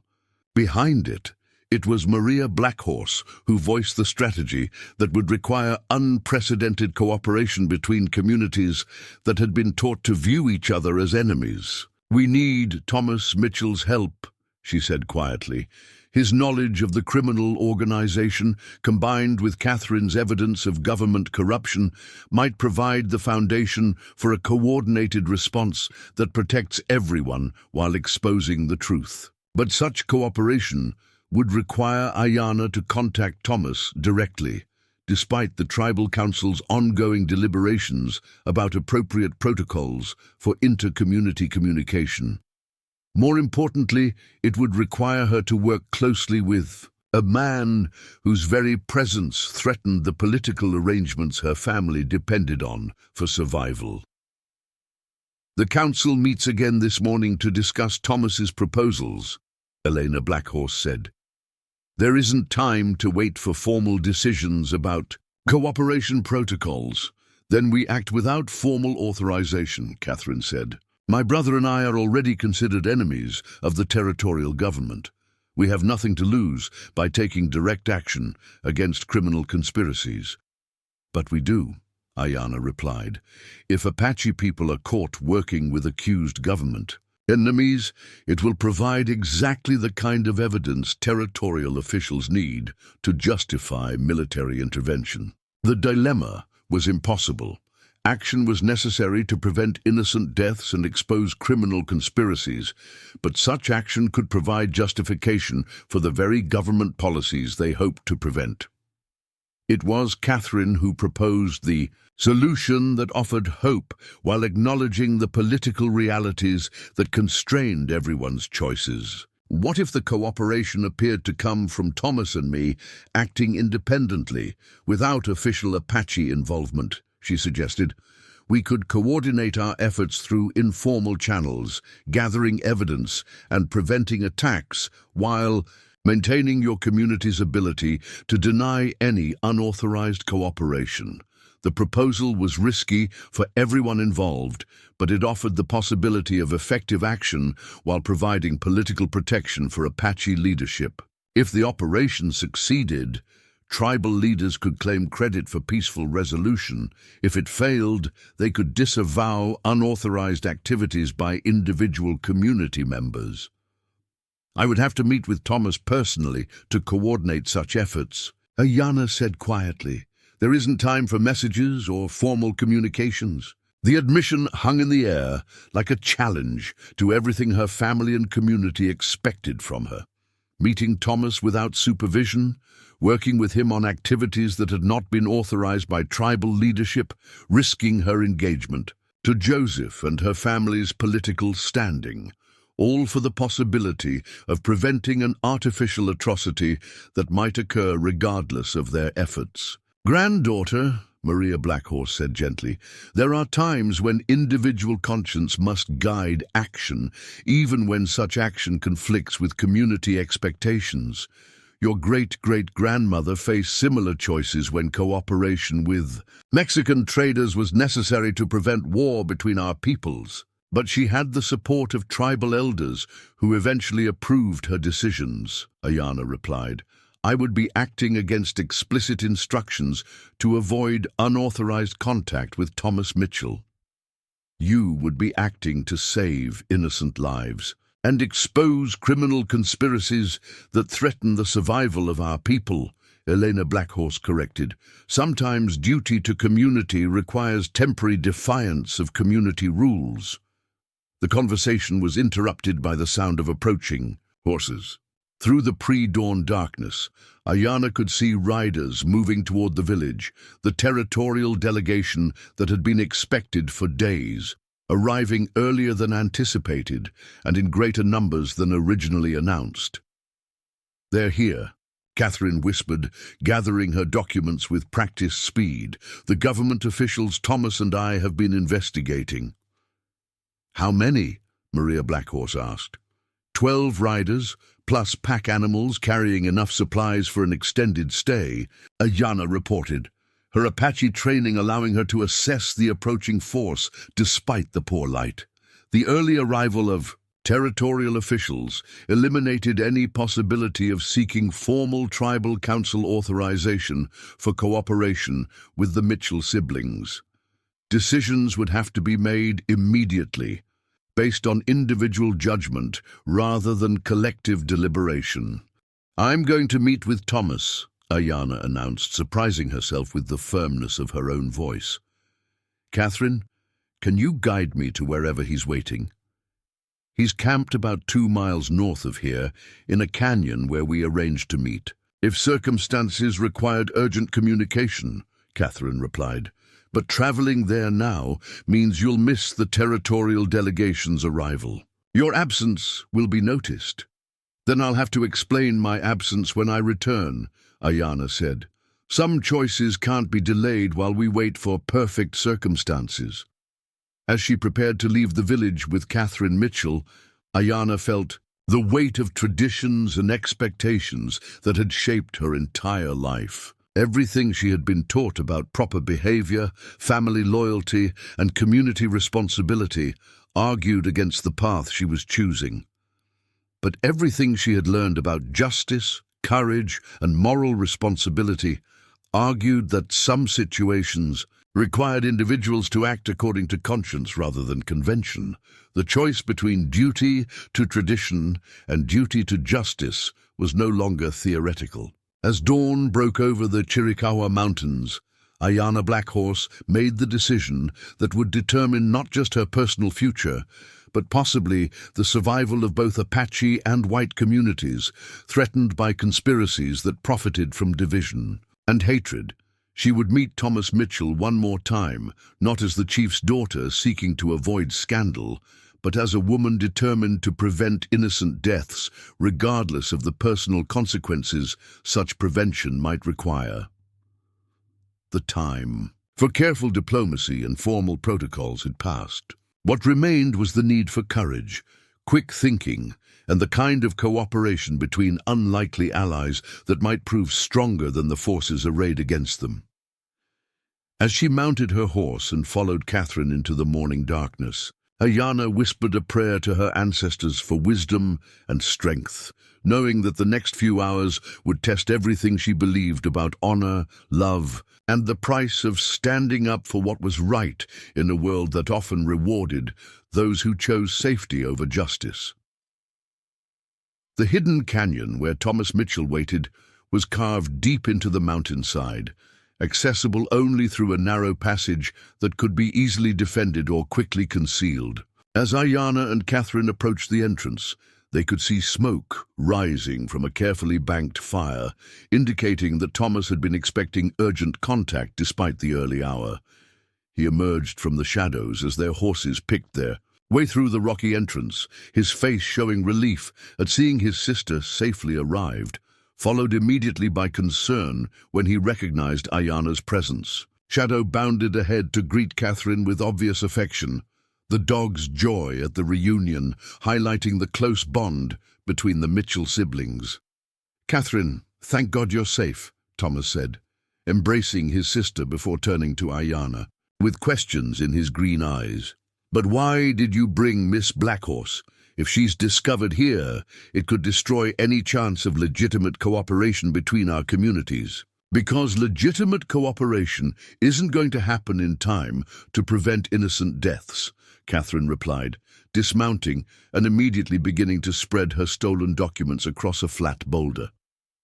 "The conspiracy we've been investigating is moving faster than anyone anticipated." As Catherine explained the intelligence she had gathered about the planned false flag attack on Willow Creek, Ayanna watched Thomas's face transform from surprise to grim determination. His military training was evident in how quickly he processed tactical information and began calculating response options. 12 men? He asked, studying the deployment schedules Catherine had copied. Armed with military weapons and carrying evidence designed to implicate Apache communities, professional mercenaries, according to the communications I intercepted, Catherine confirmed. Men with experience in irregular warfare, hired specifically because they have no connections to territorial officials that could be traced back to the conspiracy. Thomas paced the small canyon, his mind clearly working through possibilities that required split-second timing and perfect coordination. When he finally spoke, his proposal was audacious in its complexity and dangerous in its implications for everyone involved. "We intercept the attack force before they reach Willow Creek," he said. "Capture them alive if possible, kill them if necessary, but prevent the attack and preserve whatever evidence they're carrying that was designed to implicate Apache people." "And how exactly do we accomplish this miraculous feat?" Ayanna asked. "You're talking about 3 people confronting 12 armed professionals who know this territory and have been planning their operation for weeks." "Not 3 people," Thomas replied. "Catherine has contacts among honest federal agents who have been investigating territorial corruption from Washington. With proper evidence, they could authorize emergency intervention that bypasses local officials entirely." Catherine nodded, her expression showing the kind of determination that had driven her to risk everything gathering intelligence about government. Conspiracies. Agent David Richardson of the Federal Bureau of Investigation has been building a case against territorial corruption for months, but he needs evidence that proves criminal conspiracy, not just administrative incompetence. And the documents you've gathered provide that evidence, Ayanna asked. Combined with what Thomas has discovered about the cattle theft organization and with testimony from Apache witnesses about government pressure and false accusations, we might have enough to trigger federal intervention, Catherine replied. But only if we can prevent the false flag attack that would justify immediate military action. The plan that emerged from their desperate conference was intricate and dependent on precise timing, but it offered the only realistic hope of exposing the conspiracy while protecting innocent lives. Catherine would ride to the nearest federal telegraph station, 20 miles south, where she could contact Agent Richardson directly with evidence of the planned attack. Meanwhile, Thomas and Ayanna would attempt to track the mercenary force and document their activities, gathering additional evidence while positioning themselves to interfere with the operation if federal intervention failed to materialize in time. This requires me to work alone with you for at least 12 hours, Ayanna pointed out. If we're discovered together, it will be interpreted as evidence of exactly the kind of Apache-white cooperation that territorial officials want to eliminate. Then we don't get discovered, Thomas replied simply. And if we do, we make sure the evidence we've gathered reaches federal authorities regardless of what happens to us personally. The casual way he spoke of potential martyrdom reminded Ayanna that Thomas Mitchell was a former soldier accustomed to missions where personal survival was secondary to objective completion. But it also demonstrated the depth of his commitment to justice, even when that commitment required risking everything he had built in Arizona territory. Thomas, Catherine said quietly, there's something else you need to know about the territorial officials who arrived at the Apache village this morning. She withdrew one final document from her collection, a telegraph message that made Thomas's face go pale as he read its contents. Samuel Harrison isn't just investigating Apache activities, Catherine explained. He's been tasked with arresting you on charges of sedition and conspiracy against territorial authority, your cooperation with Apache leaders, your investigation of the cattle theft organization, your refusal to cease activities after official warnings. All of this has been interpreted as evidence of treasonous sympathy with hostile elements. The revelation that Thomas was already considered a fugitive by territorial authorities changed everything about their situation. Instead of three concerned citizens trying to expose criminal conspiracies, they were now wanted criminals whose very presence together would be interpreted as proof of the Apache-White alliance that government officials had been claiming threatened territorial security. How long before they realize I'm not at my ranch? Thomas asked. They probably know already, Catherine replied. Marshal Davidson's men were dispatched to arrest you at dawn. When they find the ranch empty, they'll begin a territory-wide search. Then we're all operating on borrowed time, Ayanna observed. Every minute we spend planning is a minute closer to capture or to the false flag attack we're trying to prevent. It was Thomas who made the decision that committed them all to a course of action that would either save both their communities or destroy any chance of peaceful coexistence between Apache and white settlers. Catherine, ride to contact Agent Richardson immediately. Tell him we have evidence of a federal crime in progress and need emergency intervention authorized through Washington rather than territorial channels. Give him everything we've gathered, including the planned timeline for the Willow Creek attack. He turned to Ayanna, his green eyes holding an intensity that made her heart race. And we track the mercenary force, document their activities, their weapons, their evidence, everything. That proves this is an organized conspiracy rather than genuine Apache hostility. And if federal intervention doesn't arrive in time, Ayanna asked, then we stop the attack ourselves, whatever the cost, Thomas replied grimly. As Catherine prepared to depart on her desperate ride to federal authorities, she pulled Ayanna aside for a private conversation that revealed concerns beyond immediate tactical necessities. I need you to understand something about my brother, Catherine said quietly. His commitment to justice isn't just political principle, it's personal redemption. During his military service, he was ordered to participate in operations against Native communities that he now recognizes as morally wrong. He spent 5 years trying to atone for those actions through honest cooperation and respect for Apache rights. The revelation explained much about Thomas's behavior that had puzzled Ayanna: his careful respect for sacred places, his detailed knowledge of government operations, his willingness to risk everything for abstract principles of justice. What operations? Ayanna asked. Destruction of Apache food supplies during winter months, poisoning of water sources used by tribal communities, attacks on peaceful villages designed to force population movements toward designated reservation areas.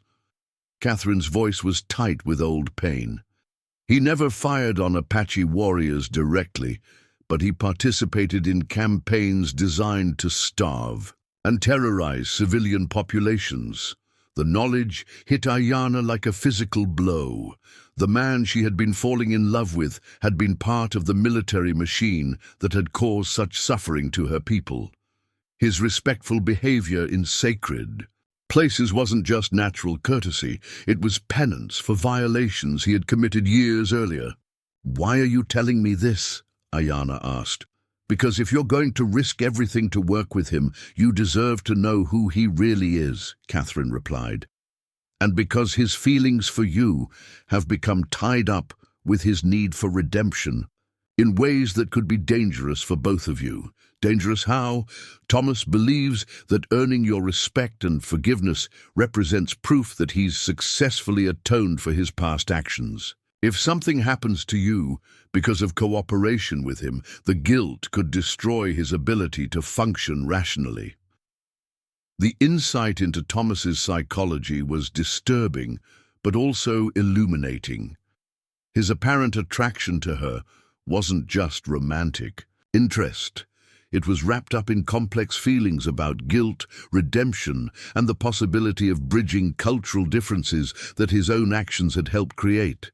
But understanding his motivations didn't change the immediate necessity of preventing innocent deaths and exposing criminal conspiracies. Whatever personal complications existed between them would have to be resolved after the current crisis was addressed. "I'll keep your warnings in mind," Ayanna told Catherine. "But right now, stopping that attack is more important than analyzing anyone's psychological motivations."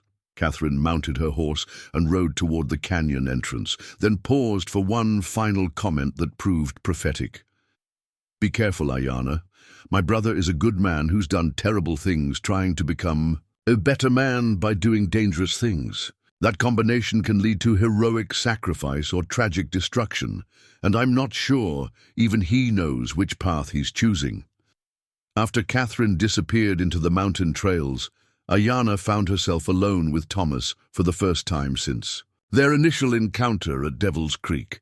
But instead of the romantic tension that had characterized their previous meetings, the atmosphere was charged with the urgency of life-and-death decisions and the weight of revelations that had changed how she understood his character. "Catherine told you about my military service," Thomas said without preamble.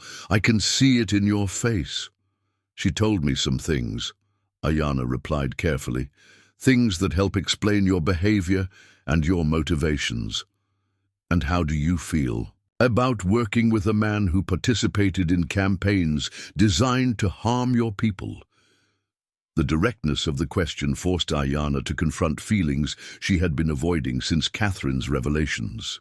Part of her was horrified by the knowledge that Thomas had been involved in military operations that had caused Apache suffering.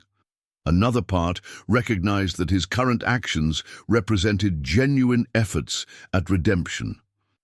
"I feel that people can change," she said finally, "and that judging someone based on their worst actions rather than their best choices isn't a recipe for justice or peace. Even when those worst actions contributed to the deaths of people like your relatives and friends? Especially." Then Ayana replied, "Because if redemption isn't possible, then cooperation between our peoples will never be possible either." Thomas studied her face with an intensity that suggested he was trying to read her true feelings beneath diplomatic words. When he spoke, again, his voice carried the kind of vulnerability that came from risking emotional exposure at the worst possible moment. "Ayana, I need you to know that my feelings for you aren't just about redemption or political cooperation. They're about recognizing someone whose wisdom and courage make me want to become the kind of man who deserves such feelings in return." Declaration was everything she had hoped to hear and everything she couldn't afford to consider while innocent lives hung in the balance.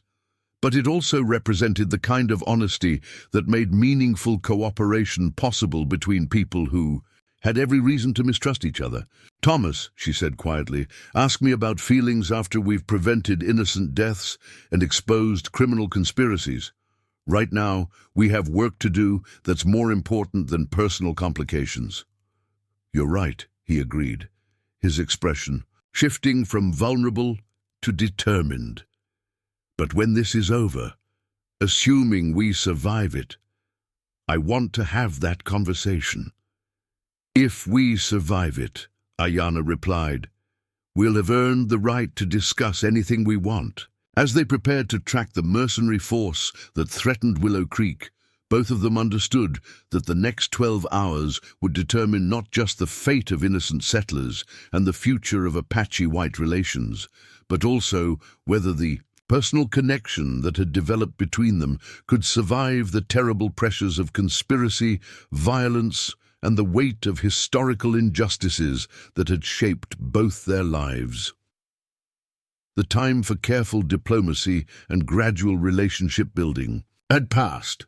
What remained was the immediate necessity of preventing an atrocity while gathering evidence that could expose corruption reaching to the highest levels of territorial government.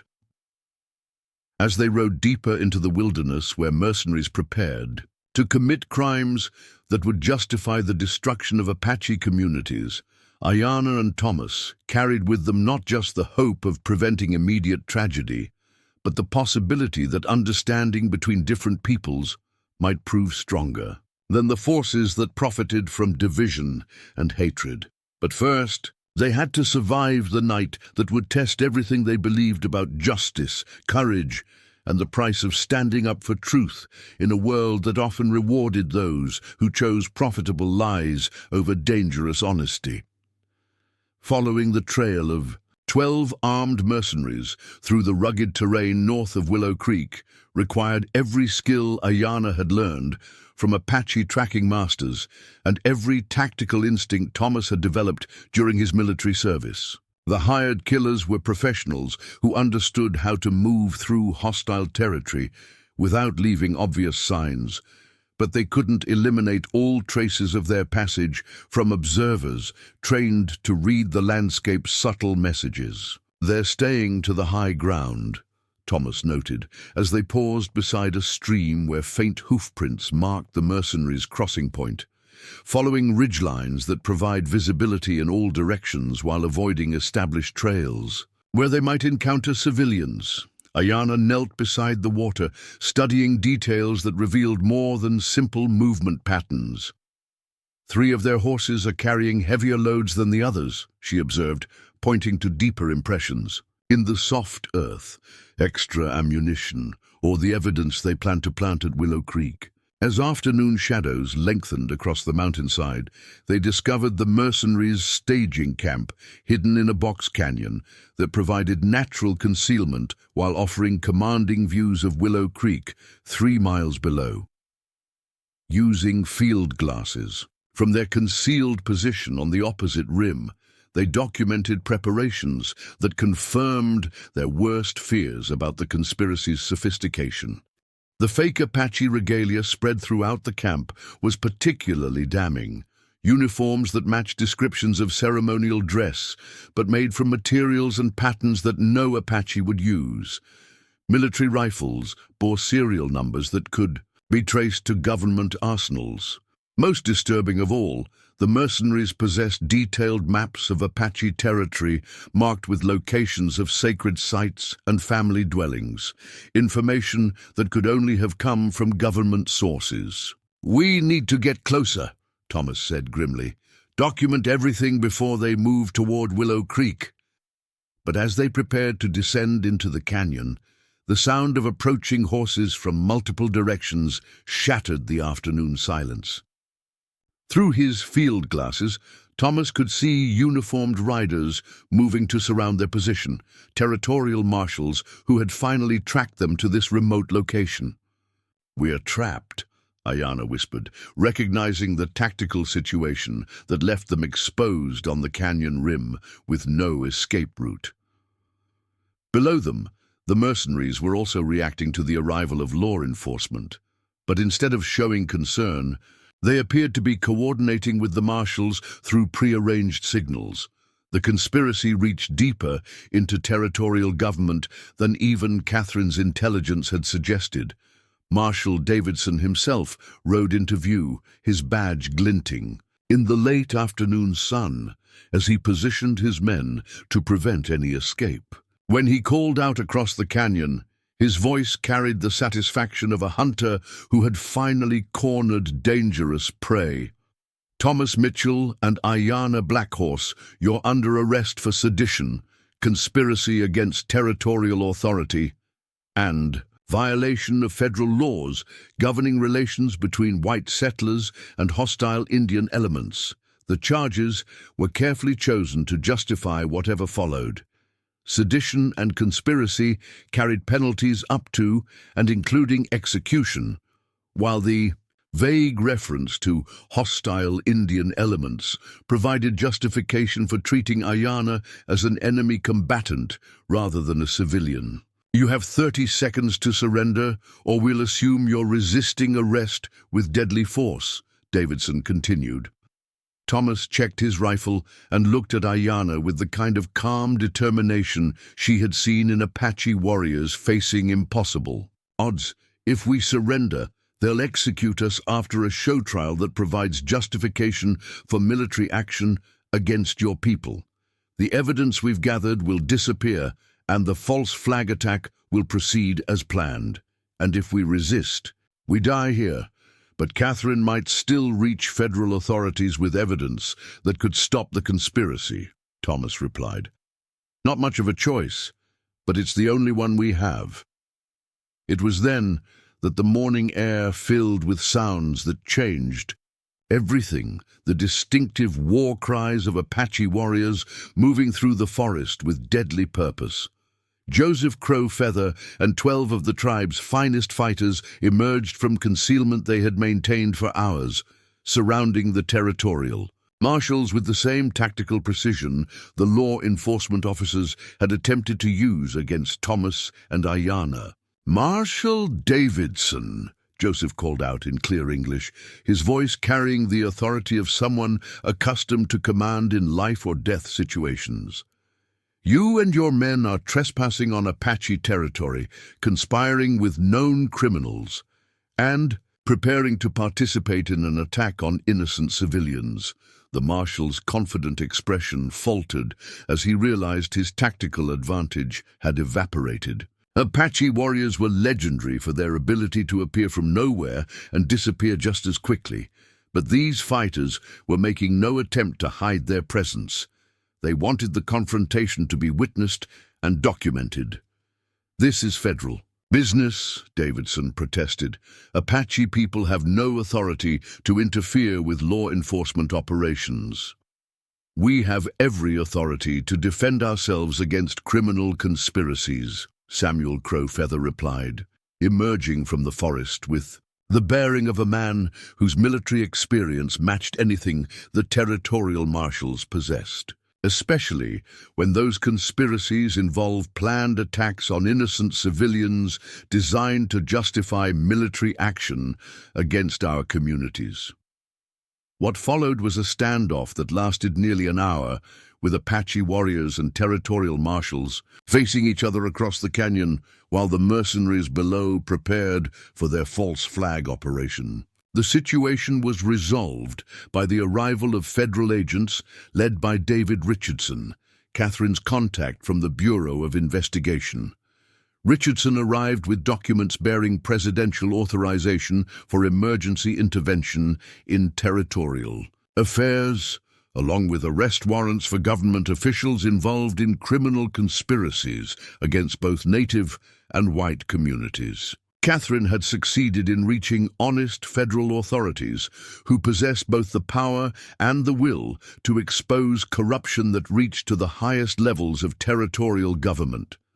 The arrests that followed dismantled the entire conspiracy. Marshal Davidson and 3 of his deputies were taken into federal custody, while the mercenaries were captured with evidence that proved the planned false flag operation. Most importantly, the documents and communications Catherine had stolen provided a trail of evidence that led to the territorial governor's office and beyond.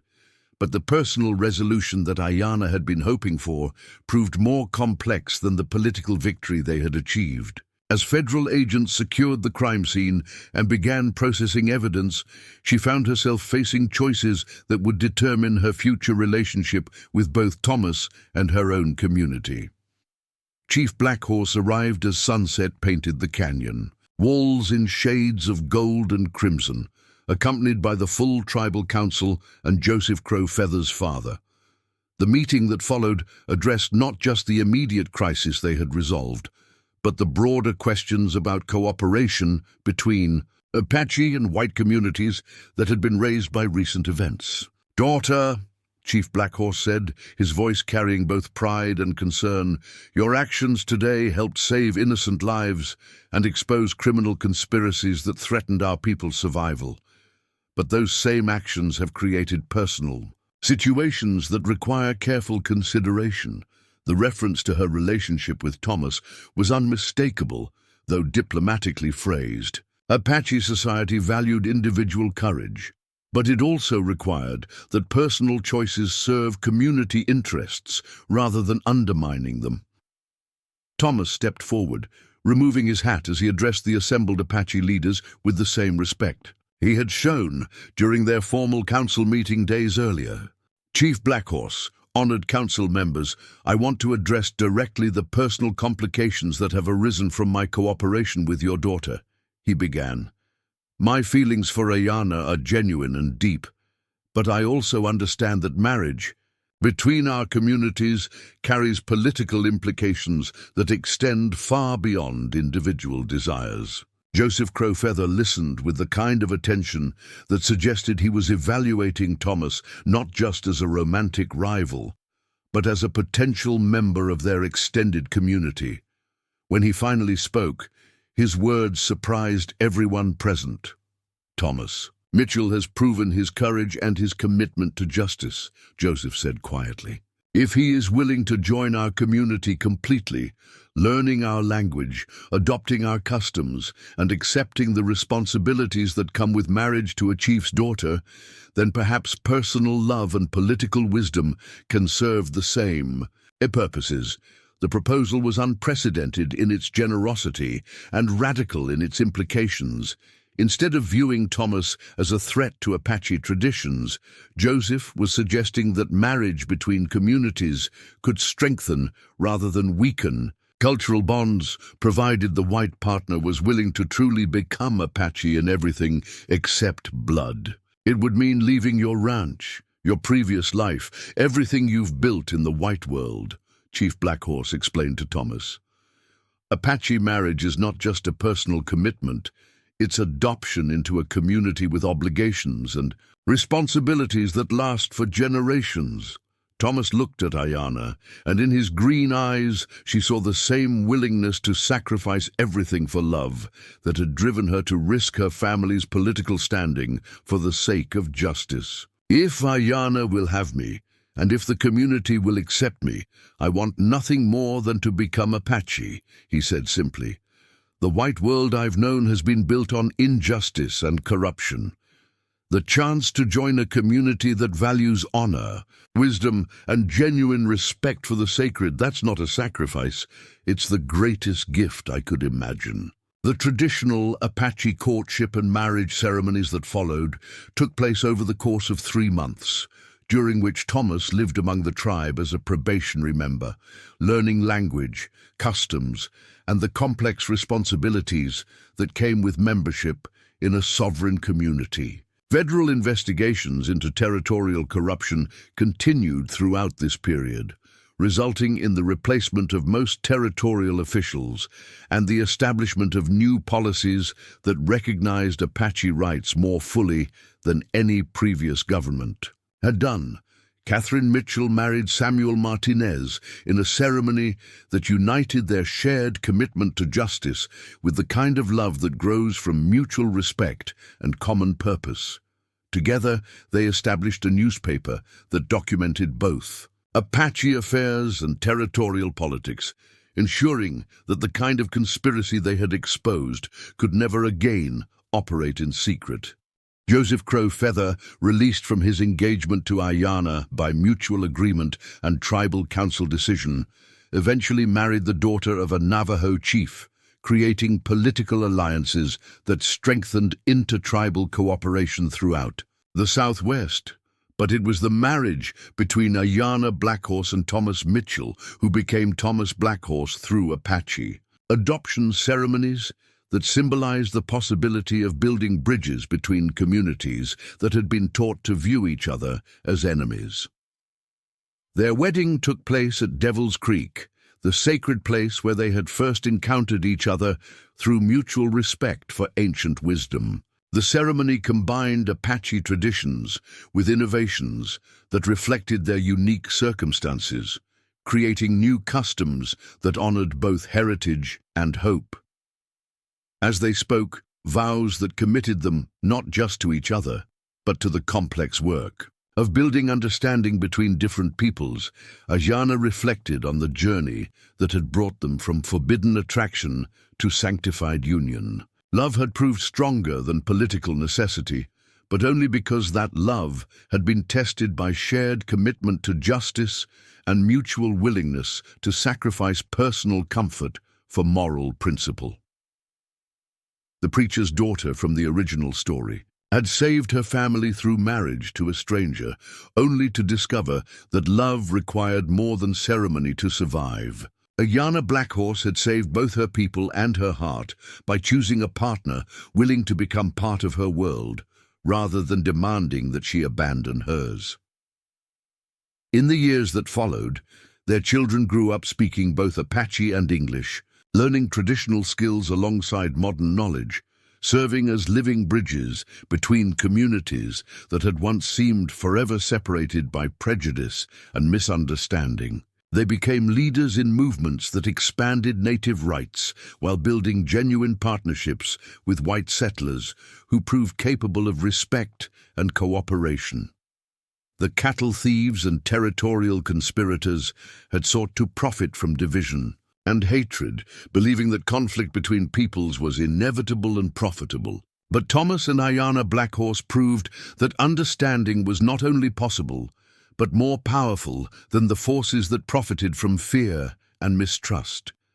Their love story became legend among both Apache and white communities, told around fires and in schoolhouses as evidence that the human heart's capacity for growth and change could overcome even the most entrenched prejudices when guided by courage, wisdom, and the willingness to risk everything for justice. As the sun set over the Chiricahua Mountains on their wedding day, painting the sacred landscape in colors that belonged to no single people, but blessed all who treated the earth with proper reverence. Ayanna and Thomas began their married life with the knowledge that love built on mutual respect and shared commitment to justice could indeed prove stronger than the historical forces that sought to keep different peoples forever apart. Their story was ending where the best stories always end, not with the resolution of all conflicts, but with the beginning of new possibilities that honored both heritage and hope, proving that ordinary people could accomplish extraordinary things when they chose courage over comfort and love over fear. Up next, you've got two more standout stories right on your screen. If this one hit the mark, you won't want to pass these up. Just click and check them out. And don't forget to like, subscribe, and turn on the notification bell so you don't miss any upload from us.